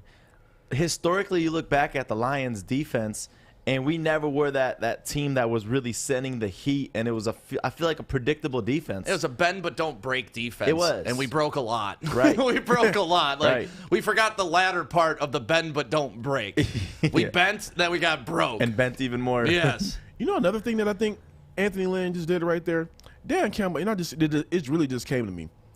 Dan Campbell was talking about the practices being competitive. He said that last Sunday, that the practices were competitive and that the coaches on both sides of the ball were talking trash to each other. I'm thinking Anthony Lynn is out here trying to create a competition between DeAndre Swift and Jamal Williams so that these guys will come in there motivated. We know that DeAndre Swift is going to be the number one, the feature back, but if he just walks into this season just feeling like I got the job already, is he going to really come with that same fire? So I think Anthony Lynn is like, hey, this going to be a competition for that number one spot. Yeah, believe me, I talked about it a couple days ago. There's going to be lots of fights at training camp, mini camp, and all of that with these alphas in the same room. And if you're turning these dogs on each other and then they get to be let loose on their opponent, I love that strategy of mean, big-time, angry football. Like, that's the football I've been craving for here in Detroit. And I know everybody makes fun of me because I'm like, yeah, I want JUCO guys. I want people that have stabbed people. Like, I want murderers on the team. I mean that mindset. Like, you know, like Jamal Williams. I'm going to eat a kneecap like this. You want the program. I do. Yeah, I want Latimer. That's what I want. I want the dude painting his face. Like, I want the dude lighting up people. I want Latimer on our team. A whole bunch of Latimers. I love that movie, man. Kill them all. Let the paramedics sort them out. Yes. God, dude. One year in Little League football, that movie came out when I was playing Little League football. You know how he painted his face like a skull, and it looks so badass because they have professional movie people. Imagine seeing that under a helmet. Yeah. Well, we in Little League thought, all right, we're going to paint our faces like skulls. And we all just look like clowns. like we did not look intimidating at all. It's a bunch of 12-year-olds running around with their face painted. Once you start sweating too, it starts dripping. right. But damn, I love that movie, The Program. There's some good football movies, man. I watched Draft Day this past weekend, and I know people clown Draft Day, but I love that movie. Draft Day is great. Right. Vontae Mack, no matter what. Vontae Mack, no matter what. I love that movie. So, yeah, it's a good position for the Lions to be in, debating who is going to be their next lead running back. But it's got to be DeAndre Swift. Otherwise, we totally screwed the pooch on that second-round pick last year. Yeah, like, he's got to be the guy. It's going to be him. Again, I think they're just trying to create that competition, create that fire, create that. It's more buzz about the Lions. It has us up here talking about the Lions. Again. And thing about it is, it's positive talk. So the Lions can never get enough of good press because we're about to go into an interesting season. So, yes, should be a good one. So thank you guys very much for talking about the Lions. We got to do HBO Hard Knocks with the Lions training camp. Oh, I would love Dan Campbell on Hard Knocks. Oh, my God, would I love that. Do you guys ever watch Hard Knocks? It's one of my favorite things. I watched it. Now, some of the teams I was not really that big of a fan of. I think I would have had a more of a connection if it were the Lions. So of course. If they get Dan Campbell on a mic, I mean, I think that should be a done deal. This was actually would be the perfect time to do it too. Right. With the Lions, redoing the whole franchise, new coaching staff, everybody's coming in, has a story to tell. Oh man, this would actually be dumb if HBO doesn't do a hard. They got to get him and put one on Jamal Williams though. Right. They got to double up. They got to double up on these mics. But that's God, it would be so great. Because, like you said, this would be the season because there's no pressure on the Lions to win this season. So, like, I don't want Hard Knocks when we're a playoff contending team. Yeah, I don't want distractions. Right. No. I don't want. This is the time for this man to be on Hard Knocks. That's the guy right there. Put a mic on Dan Campbell, send him out there, and let us learn what this guy is really about. And Dan Campbell, you're always welcome on the show. Whenever you want to call up, stop by the studio, you're always welcome. We would love to talk to you, and it doesn't all have to be Lions talk. Like, I just love to talk to you man to man and see what your life philosophy is. I just want to hear you. I want to look at you talk in person. I just want to see your face. I love it. We're going to make it happen. Hell yeah. Oh, God. If we could get Dan Campbell on the show. We're working on it. Because I think the way we would interview Dan Campbell is going to be different than the way anybody else has interviewed Dan Campbell. Oh, man. I think we're going to have to Because we got you, who's professional. We'll ask the professional shit. You got me, who's super fan. We'll ask the super fan stuff. And you got Joey, who's funny, and we'll ask just the funny stuff. Like, hey, Dan Campbell. Like, I don't know. I can't even make up a Joey question. Honestly, when the moment comes. Here's the thing that I've noticed about Dan, though, in the interviews through the Zoom calls, which I still hate with a passion, he disarms you. Like, it's like he has charisma off the charts. So it's kind of like, even if you're trying to be super professional, he's just going to pull you into like you're just talking to one of your boys, right? And that's the kind of the vibe I get from him. Yeah, he's talking to you, the coach talk, but it's a different vibe from him. So I think if he were to come here, that interview will go off the charts. Oh yeah, well.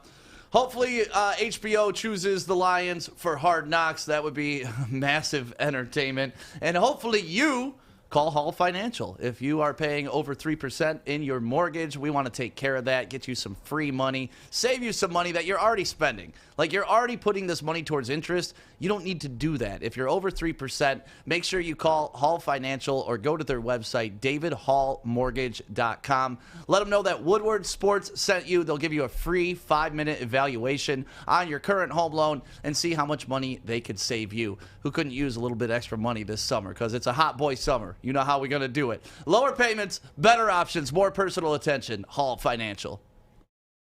You want sports? We got sports for you right here, Woodward Sports. How do I even come after that? This is the only time I'm going to be calm because I'm certainly not during the show. Poor Joy. I'm Joy Bill. I'm here. Legion and Bell every day right here on Woodward Sports from 11 to 1. I love the Baligian and Bell show, man. Like, them two together, they just got that personality with each other. Literally, when you're watching that show, it's like you're sitting in a locker room after a game and just hearing guys talk. Right. Like, I love that show. It's so good. Joik Bell, absolute prankster. How he picks on Art is my favorite. How Fish bullies Joik Bell is my favorite. What did you say, Stick? You said you love that show? I do love that show. Not as much as you. Since that's your favorite show on the network, From apparently. day one, he always said that. Let me say it, because I can kind of explain why it's my favorite show. I feel like it's more free-flowing, more unexpected things can happen in that show than The Hook and Morning Wood. So that's about it. So you like the unpredictability of it? Yeah. Okay. I don't know if it's them two, or if it's how the prep is made. I'm not blaming the prep, but they're different preps. Yeah, completely. All three shows actually are different preps. Well, and that's what you want. Like, we don't want to put the same show on 3 times in a row every day on this network. We all got our own little different things, you know? Like, you're right. We're a little more structured. We have a couple more, like, bullet points that we hit every single morning, hit timestamps and stuff like that. They just come in and have a locker room conversation, which is great. Yeah, and The Hook comes in with 2 paragraphs of writing, which is also a good thing. Yeah, no, the Hook is great. We love watching The Hook. That's on 3 to 5. And if you want to listen to all of our live shows, you can download our app. It's for free right now for you. Go to our Google Play or Apple Store, and you can download the app right now. And that way, if you're not on social media, if you don't have great internet connection or anything like that, you can still get the shows all day long right here at the Woodward Sports Network. Shout out to Maz. He does a great job on the prep. I'm going to give him praise for once. Maz preps like a beast, He man. does. Adam and I were talking about that yesterday. Like, imagine if Maz did our prep and we were just able to show up and talk about everything he laid out. Yeah, he's in the back doing prep after the Baligian and Bell show. He does prep after The Hook for the next day. He's a monster. Yeah, he knows what he's doing. He does a good job on the prep. Yep, he really does. And we got to tip our cap to good old Maz. We love Maz around here. And Maz is one of those guys that, like, really grows on you. Like, it's kind of like Joey. At first, everyone was like, what the hell is this guy on the show for? But now everyone's like, oh, he couldn't do it without Joey. Oh, I always liked Maz. I'm taking him on his deserted island, on the deserted island. Oh, yeah, that's right. You chose Maz over everybody. I did. Just because you guys could spit random sports facts at each other? No, I just take him because he's funny, and I want a funny guy that's going to be on my island. I don't want a guy that's going to be moaning about everything. Oh, my God, we have no water. God damn it, fish, and all that. Imagine the sports facts these two would be throwing back and forth at each other. I want a guy that's going to be happy and funny and take everything positive. Like, hey, fish, look at that awesome tree. You know what it looks like? And then just make a funny joke out of the tree. So that's... I wonder who would stump who on that island of sports facts, Fish or Maz. That might be a death match. Well, I'd have to look my facts up. Mads would just be talking, 1927, the Tampa Bay Rays beat the Washington Juniors before they became the Senators, before they became the Nationals in 15 innings when Pete Glover was on the mound. And I was there. Yeah, the true matchup would be Baligian. Baligian versus Maz, because Baligian's got a, like, steel trap of a brain. Can we actually do that, Baligian versus Maz? Like a Jeopardy match-off between them? Yeah, there we go. I think we should Jeopardy, do that. Baligian versus Hosted by Maz. Fish. Hosted by Fish. You can give the questions, Fish. Can someone make the questions, though? Yeah, I'll write the questions. I can do some of them. I want to make sure they're We'll get you a producer, Fish. questions. And they'll be a lot less hard than the questions are on the hook when they're trying to get them around. No. I want hard questions. Hey, you know what? The loser, we should make them bet each other. The loser should buy the other one a steak dinner. There we go. I want actual Jeopardy. You want all right. You know how because Maz, we can turn the board behind us into like the numbers and stuff like that. Because Maz always gets angry if the questions are too easy. Well, yeah, they're easy for Maz, but not for the normal human being walking the planet. But if it's Maz versus Baligian, they got to be hard. You don't want them to say, how long is a football field? That's not going to be fun to watch. How long is a football field, Fish? Isn't it 100 yards? Yeah, how wide is a football field? 80, 90 yards? 52 and a half yards. Huh. Yeah. Okay, I'm not saying I would know that. Well, that's the thing. I don't want to know the questions. Right. I want questions that I would have no clue. Well, you will be the host of Woodward Jeopardy. Although I think Maz would stump Baligian if he uses his, when Hank Aaron hit his 750th run, what was the billboard? Yeah, what was the name on the credit card that's on the billboard in left field? That was my favorite question Maz ever asked anybody. What was the name on the credit card and the billboard in left field? Like, the fact that Maz knows that stuff is amazing to me. So shout out to And then he gets all angry when you don't get it right. Oh, come on, Pete. It's MasterCard. How the heck did you not know that? Yeah, come on, it was right there. And I was like, yeah. So we got some amazing sports minds here at Woodward Sports, and eventually I hope to be like that type of knowledge because I have a good memory of sports, but really only sports I've like experienced and watched and stuff like that. Like not an encyclopedia. Like Maz walks around with a book of like 1987 baseball guide to stats, and it's amazing to me just how much knowledge these guys have. Oh, shout out to Steven Westbrooks. He just went on woodwardsports.com and he copped the kneecap shirt. Let me see. Yup, I got that confirmation. There it is. Yeah, congrats, Steven Westbrooks. Thank you very much, man. Appreciate you. Shipping that out to Southfield right after the show. Nice. Congratulations. Thank you guys very much. Do you want to get into this Kwame Brown drama, or do you want to go Joey's news first, then get into Kwame Brown so we have a little bit more time? Either or. Okay, let's do Joey's news. Yeah, let's do that. You ready to do this? Let's hit Joey's news right now, Alex.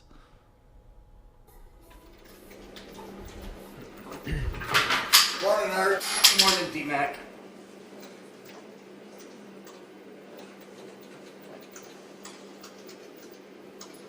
Good morning, everyone. Extra, extra, read all about it. Let's get into Joey's news. Let's go. One more day of the NBA play-in tournament today, and then it all begins round one tomorrow. And the NBA released their MVP finalist, and how the heck is Chris Paul not on this list? No CP3. We got Steph Curry, Joel Embiid, and Nikola on the list right here. Who do you guys think? Who's your pick going to be for the winner? Dad bod God. It's got to be the Joker. I think he's going to win it, but if Steph, they already voted on it. Steph could pull it off. He had the narrative. Steph had the narrative going to finish the season, so that's why it's like, it's always about that narrative. So yeah, if they're in the moment voters, which they shouldn't be, they should look at the season as a total. But it was tough to deny what Steph Curry did just to get his team into a play-in game. It's insane what that guy did, and you look at that roster up and down, it's like, how the hell? And then you look at Steph Curry's stats, and you're like, oh, that's how the hell. I have to look it up, but I think they said that Steph played with more G League players on this team than anybody else in the league. You imagine Steph in the G League? So be putting up 90 points a game. He'd break every single record possible. So as I looked that up, if that is true, he has like let's say they have 4 or 5 G League guys on that team. That's taking a bunch of misfits to the playoffs. Speaking of MVP, we go to the NFL. Tim Tebow signed that 1-year deal. You saw him out there on the football field. This was him walking in. Look at that bod. Yeah, look at those forearms, though. Like, his forearms are as big as his biceps. That's what's weird. It looks like he has 2 legs as arms. Yeah. Really? Now that you say that, I'm looking at it like. Isn't that weird? His arms look like legs. Dude, his arms are bigger than his legs. That's wild, man.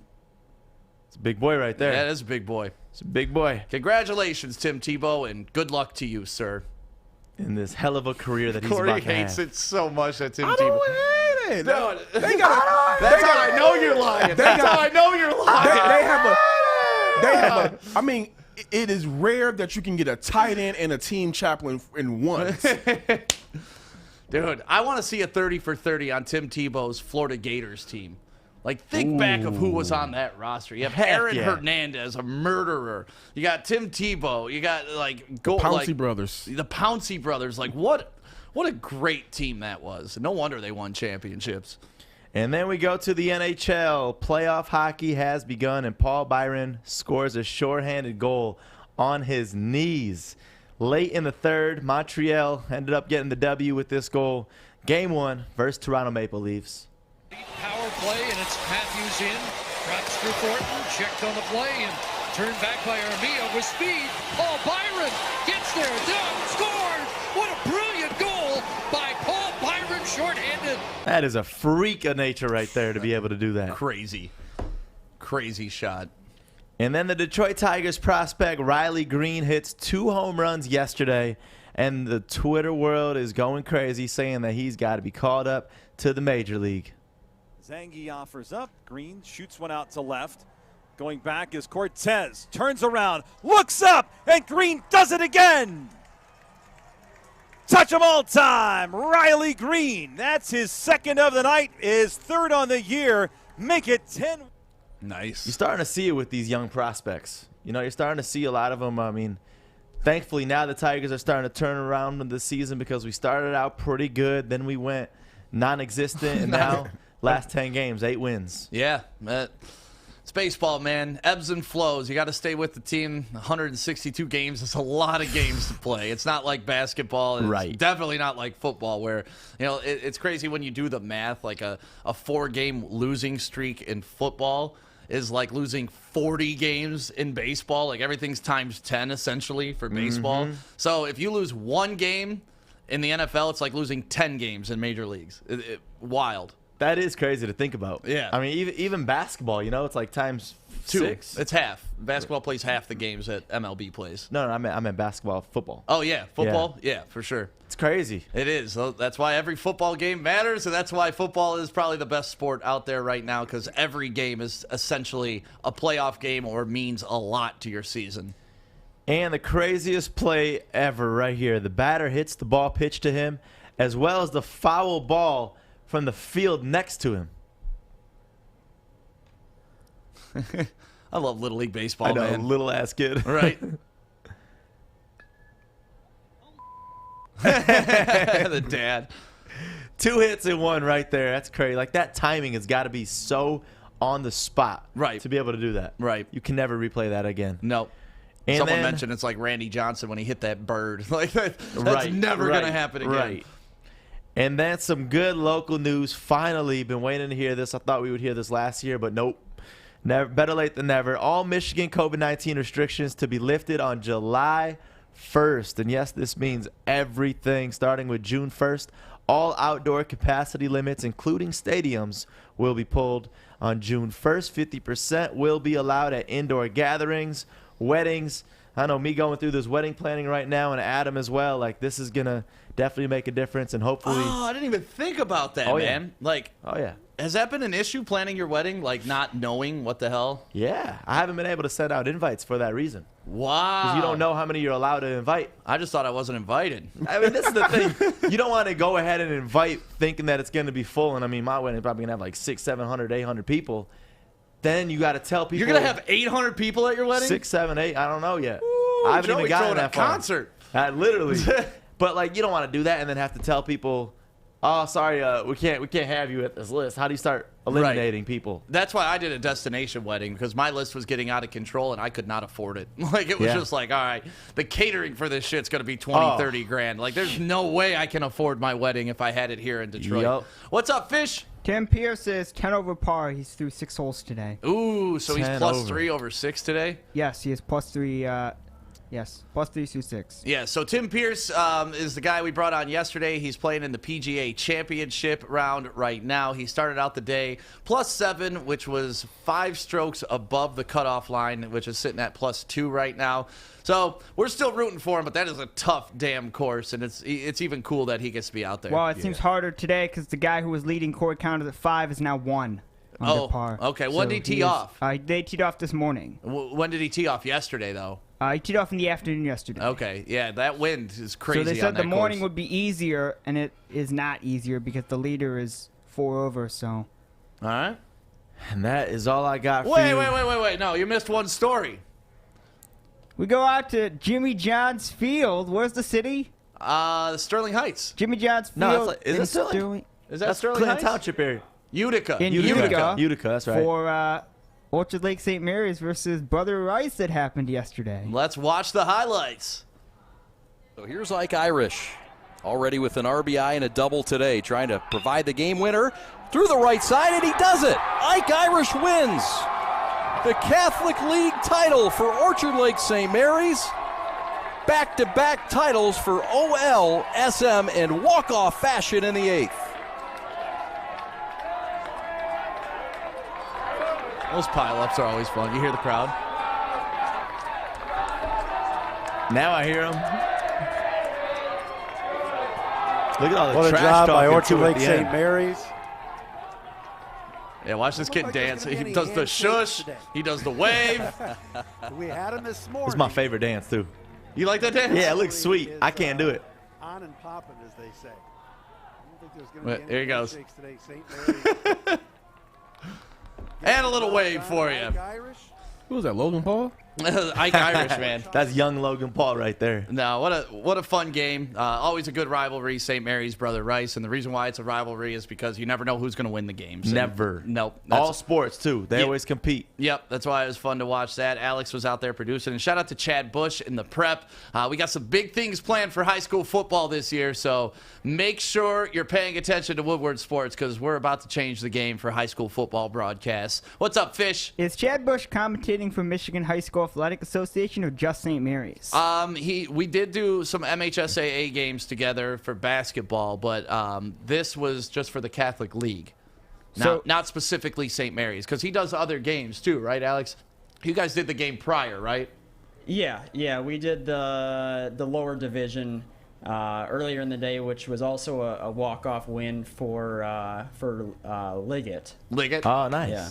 Liggett always used to have good football programs, too. Congratulations, I don't know Liggett. if he could be biased and say, "Oh, Brother Rice sucks" and all that stuff. No, Chad's too much of a pro for that. Like, Chad used to be the Yeah. voice of Eastern Michigan football. He's done Wayne State, so like he's overqualified for high school. So, but he's a professional reporter. Cool. Yeah, like when we did the Grand Blanc St. Mary's game, that was for the MHSAA, so we couldn't be biased. Even me, I couldn't be biased at all. Were you? Be honest. No. Oh, okay. No. I mean, if anything, I was harder on St. Mary's because they lost that game and they were playing so far out of character. Like, if anything, I was harder on them. That's it. I could be biased, though. Yeah? Yeah, because Northwestern Tech is the best school for you to get that HVAC program because it is the heating and cooling school that works, and you got to go check them out for yourself. 10.5-month hands-on HVAC program, northwesterntech.edu. You got to go check them out, and you might have yourself a new career. Hey, it's Joey from Woodward Sports at my favorite downtown Fenton, Bridge Street Exchange. Let's go check out their beautiful store. You know we love Michigan summers. Got to turn up on the lake, pre-made mixed drinks. They even got their own beautiful Bridge Street Exchange t-shirts. I got mine on. Jewelry, they got you here. I got mine on. Titanium Buzz. If you're not quite ready to ask that big question yet with the jewelry, look nice for your girl. They got polos. And last but not least, the most comfortable shoes on the planet. Hey Dude. They're literally called Hey Dude. Shop here at Bridge Street Exchange, downtown Fenton. Support a locally owned business. Welcome back to the Morning Woodward Show, live on the Woodward Sports Network, Detroit's all-digital sports network. Thank you guys for waking up with us this morning, being a part of the fun on a Friday, and it's going to be a beautiful weekend in Detroit, getting up to like 90 degrees. It's weird because I'm sweating sometimes already, and it's just like, wait, I don't like this sweat feeling, but you know, we'll get used to it by midsummer. Yeah. And then it'll be gone, and we'll be right back to negative 30 degrees. So enjoy these weekends when we get them, Detroit. I love this drama that's going on with Kwame Brown, mostly because he's calling out pretty much everybody I hate. which is awesome. You know how I feel about Charlemagne. Like, I'm not a big fan of Charlemagne the God. You know how I feel about Jamel Hill. Not a big fan of hers. Stephen A. Smith, I think he's handled this the best out of everybody, but sometimes, Stephen A. can get ahead of himself too, or like they say, out in front of his skis. And why don't you describe what's going on with Kwame Brown? Because he's just giving everybody the smoke right now. Interesting. Literally, everybody the smoke. Right. So, literally, what is going on with Kwame Brown is on the All the Smoke podcast that is hosted by former NBA players Matt Barnes and Steven Jackson. They've been throwing some shade in the direction of Kwame Brown lately. One of the recent, it's over their past several episodes, some of the more recent ones.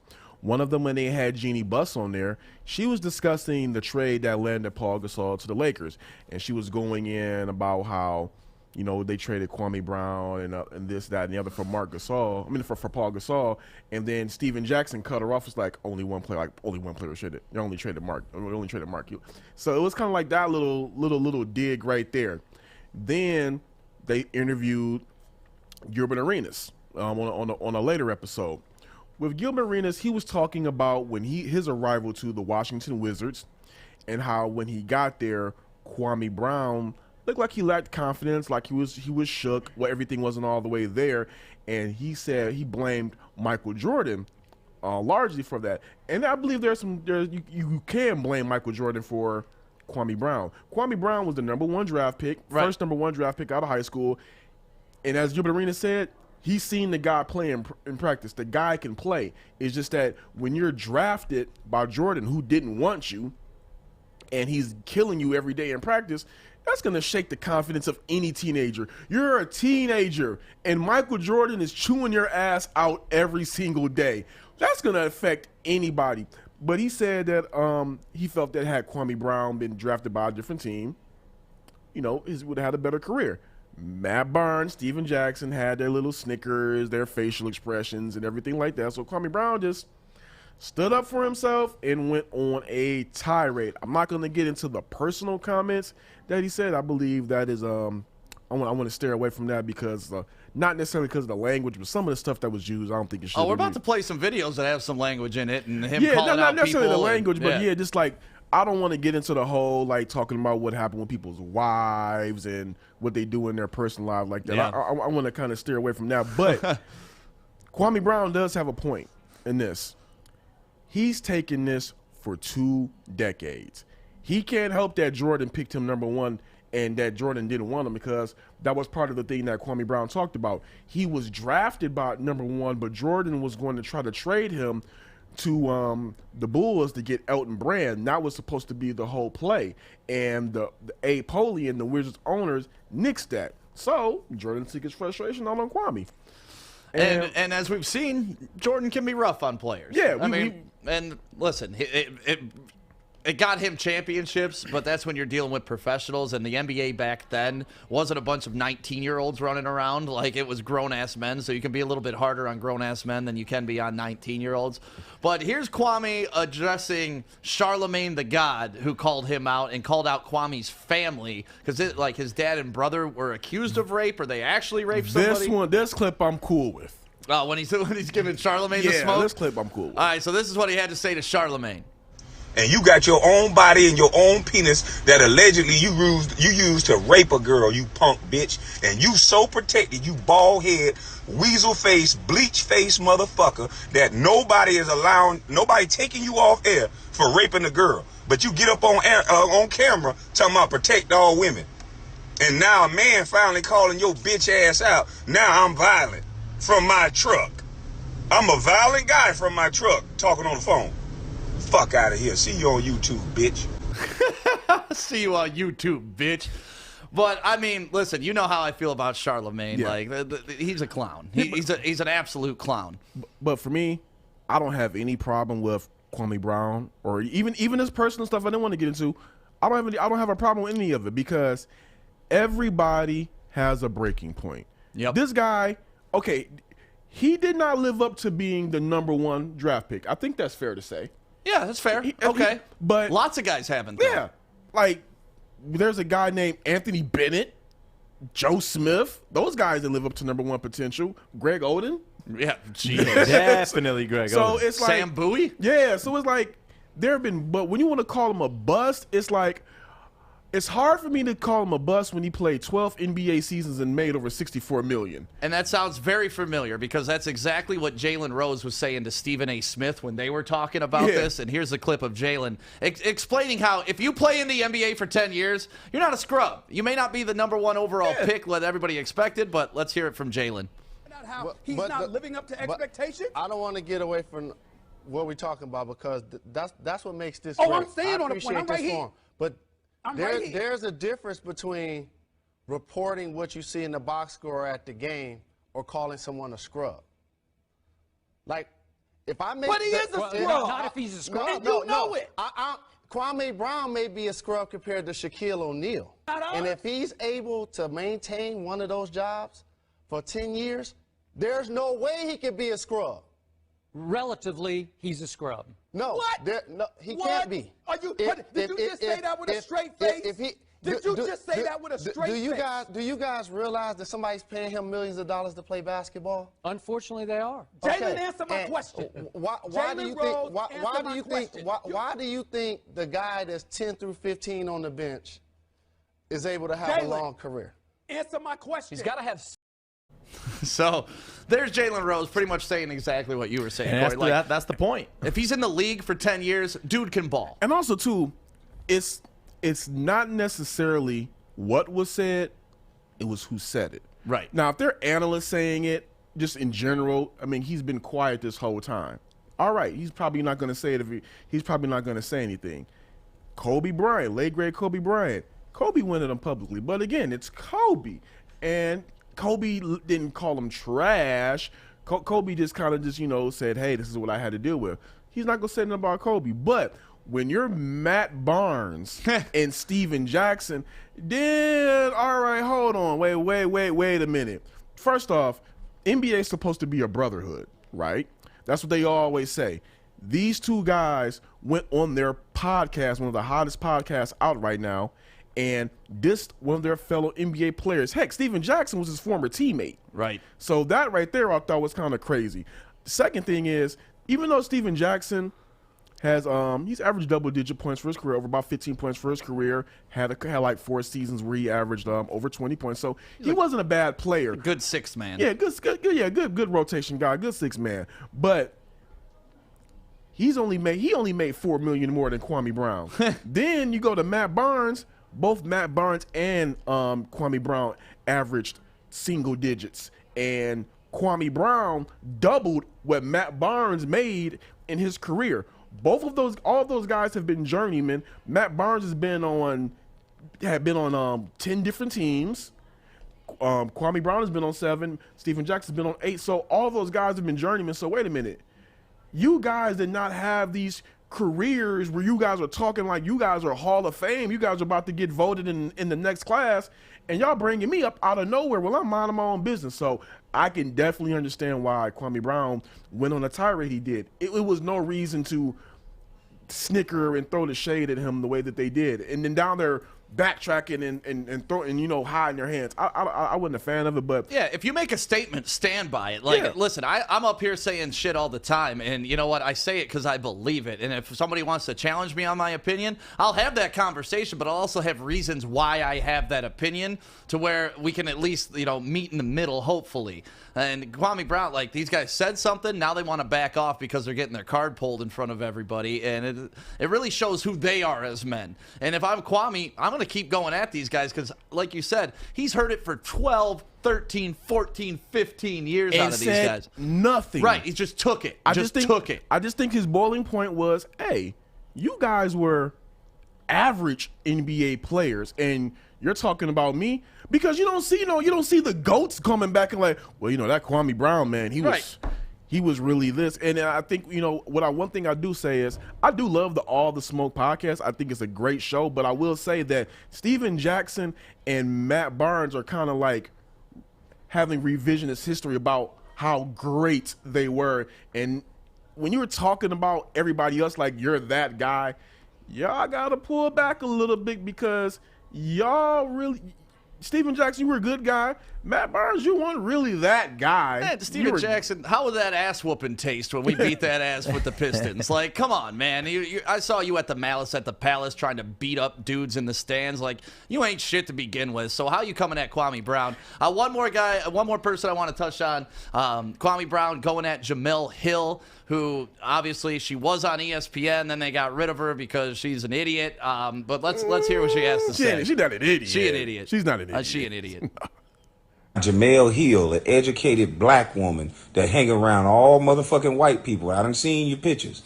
An educated black woman gonna try to text me, a man with a third eye, a Geechee.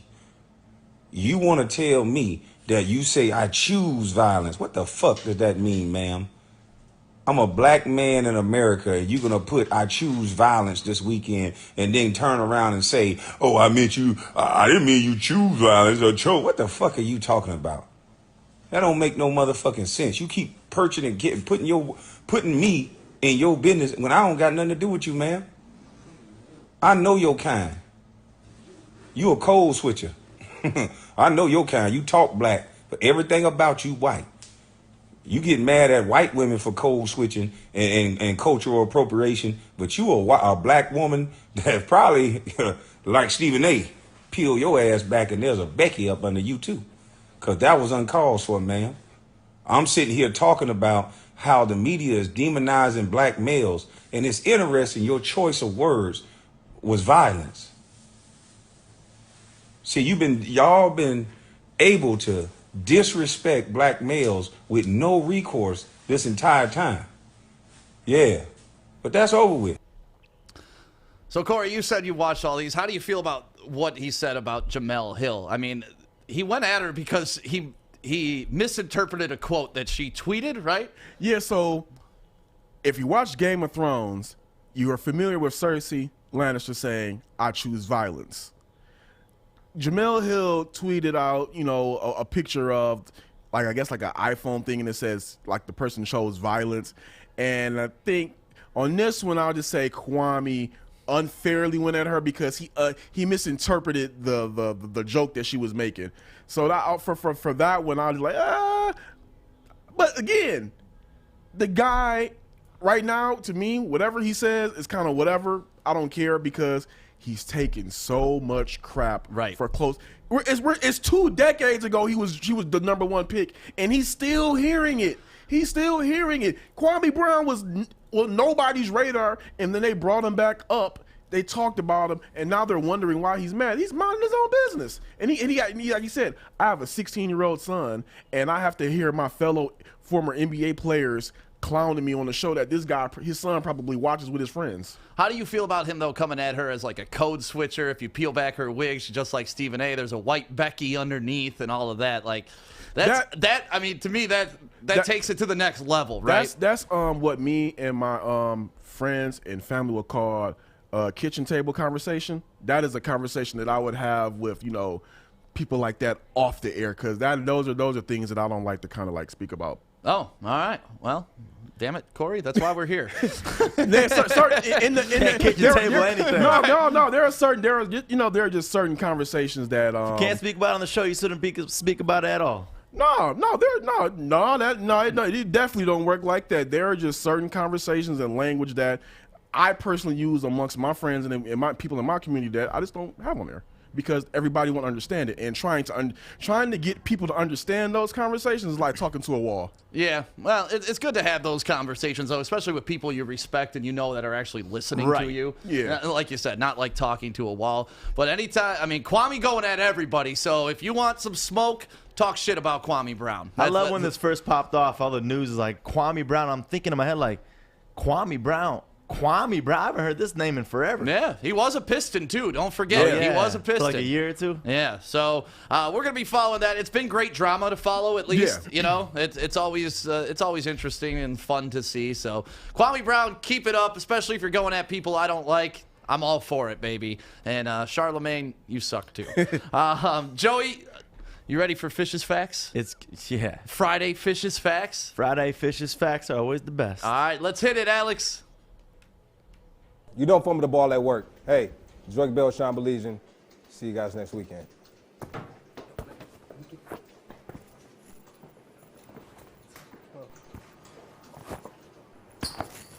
Thanks, Mike. Oh, Bell's soft. Wait till it comes to New Zealand. Pour that out.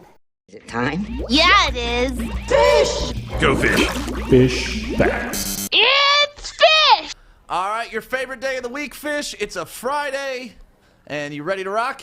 Yeah, All right. it is. It's a Friday. We got another great weekend of exciting stuff happening. Oh, we start with video as always, where we yesterday went to Japan. Today we go to Australia, where New Zealand Warriors, they're playing Australia because of COVID, they take on the West Tigers yesterday.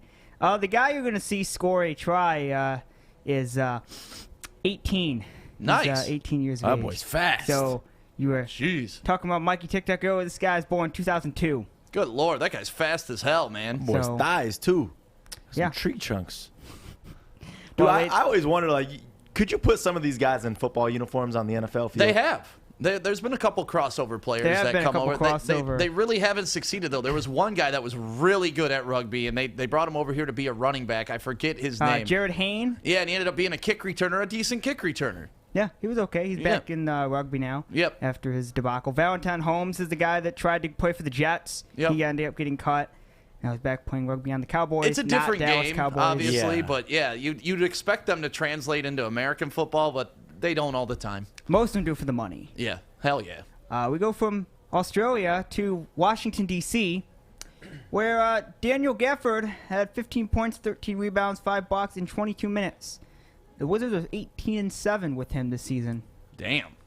So they're looking good for him. They are moving on to the next round, and we will see if they can make it there. Russell what did Westbrook. Adam say on the hook? He said if the Wizards make it to the second round, is he going to pay off people's Houses? mortgage? Yeah, he's going to pay off someone's house? Well, I know he's paying off Paul's mortgage if the Lions get 8 wins. That's awesome. So we'll see if that happens later on in the year. And we go to baseball. We go to the Dodgers and the Angels baseball.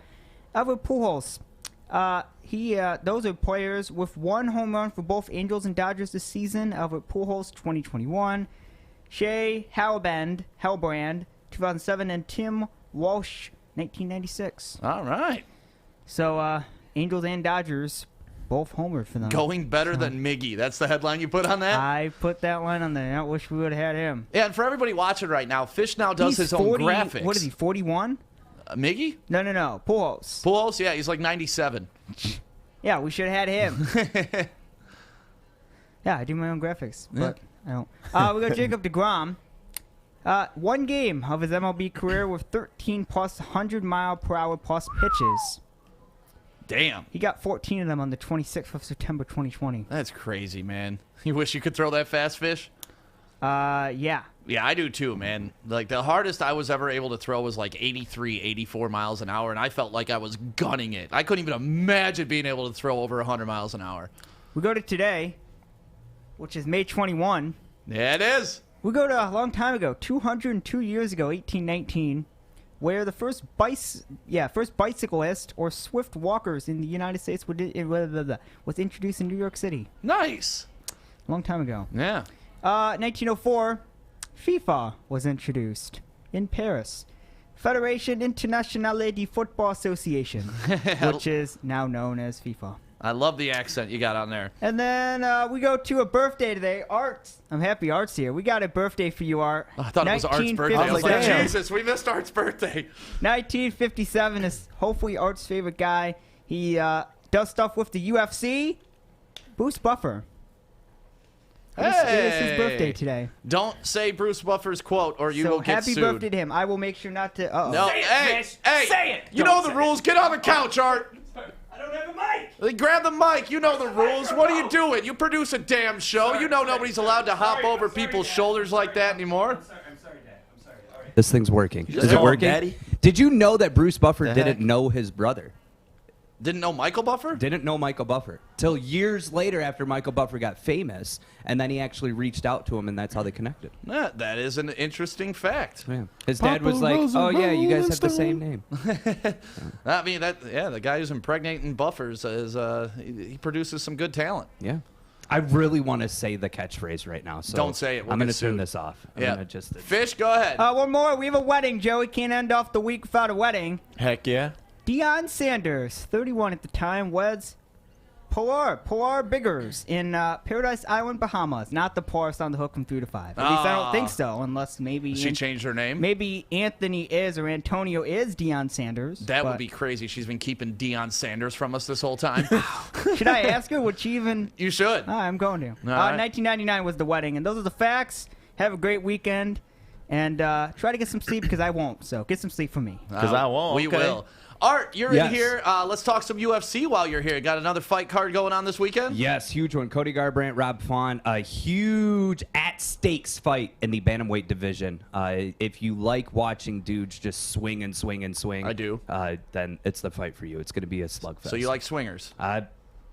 Yeah, so Cody Garbrandt was a title holder at one point, and he was on a skid, a 3-fight skid, 2 against TJ Dillashaw, and then against Pedro Munoz. He beat a Sun Sao in the last second of the second round, and now he's fighting Rob Font for, in my opinion, who's going to get the next title shot in the bantamweight division, other than the drama that's going on in that. So. Right. So you're looking forward to this card this weekend? Yeah, and Matt has to eat a chip. Or not a chip, but a regular like Lay's chip, but with Da Bomb hot sauce on because he sucks at making picks. Is that hotter than the chip? The one chip challenge? I would say no, but it's pretty close. It was misery for 20 minutes. I had to do it on Monday. Have you done the one chip 20 challenge? minutes? Yeah. Kiss my ass. You're talking 30 days for Corey. Corey's still recovering. Yes, there we go. What's up, Fish? Mike Broadwell on Monday told me that the bomb hot sauce is bad because it has no taste to it. Oh, it has a taste to it. It tastes like burning plastic. Well, yeah, that's what he's saying. There's no My taste to it. favorite. Where some of I the love other that. hot sauces, have some flavor. That one does not have a flavor. It's So that's so why bad. it's Yeah, worse when than I'm some eating of the like a others. taco, I'm like, you know what I could add to this? Some burning plastic. That would really bring this home. Yeah, so Matt and I tied. We went like 2 for 5 for UFC 262. So I did my eating of the hot sauce on Monday, and he'll do his today during the video. All right, Art. Well, enjoy your card this weekend. Enjoy your UFC. Everybody make sure you We're follow going to the do better, Art of Art. We're going to Combat. have a great weekend, Art. It's our MMA podcast here at the Woodward Sports Network. Stick, you're going down. What the hell? What the hell? What the hell just happened? You want some of this, Fish? Hey, yeah. Oh! You're getting Oh, all right. Little Fish just came out. Code's coming off, Fish. It is Slap Shot Friday. Oh, it is slap. You want to be the slap shot, Yes. Fish? Sorry, mate. Nah. You got to. You talking that smack. You All got right. to. Over there being Kwame Brown. I'll show you what's up. I'll do it. I'll do it if you guys want me to do it. Hell yeah. We'll do it after the show today. Joey, dumbass of the day. Let's get into it. The Detroit Pistons select Darko Milicic. World's dumbest criminal. Well, so much for me calling him savvy because he had no idea where he's on the field. When he crosses too many timeouts, it's a technical foul. Dumbass! So Joey Gallo of the Texas Rangers tripping over first base. This play right here deserves the dumbass of the day, and then watch this follow-up. 3-1. And that one gets Walked him. past Higashioka. And no one's going after it. Look at that effort. Gallo can No. go the trip. Now the throw back to first. Not in time. See if he's okay. So Dear. Gallo is obviously in pain. Boy, he goes, get me the ball. Nothing This more. is what his teammates did. That is amazing. His teammates. That is. They put a chalk outline of where he fell. Body and everything. That is amazing, man. Baseball is always good for those pranks. Yeah. Like dugout pranks and stuff in baseball is so much better It's than the any other hand sport. sanitizer dispenser and then some barricades. That's hilarious. So Joey Gallo definitely wins. His teammates, though, we couldn't have done this without him because that was amazing right there to wake up and see that. Yeah. Corey, any breaking news? I heard you go. I mean, it's wrestling. Nobody's probably going to care about it, but I'll break it. The Paul brothers. WWE is going to resume live events. They're about to do a 25-city tour, which is going to be starting from July 16th through Labor Day. Detroit, Little Caesars Arena on there? I'm looking right now, but I don't see it. Uh-oh. But if it is, I'm there. Well, all right, wrestling fans, it's something to look forward to. I mean, the world opening up, I think we're all looking forward to it. God, it's going to be great come football season this year. We're going to be at tailgates. We're going to be doing our damn thing with Woodward Sports. And thank you guys for doing the damn thing with us this morning from 8 to 10. Morning Woodward Show on Monday through Fridays, 8 a.m. to 10 a.m., followed by Baligian and Bell, and then The Hook right here on the Woodward Sports Network. So make sure you're watching all day long. Download the app. Follow us on all of our social social media. And most of all, have a great Friday. We'll see you on Monday.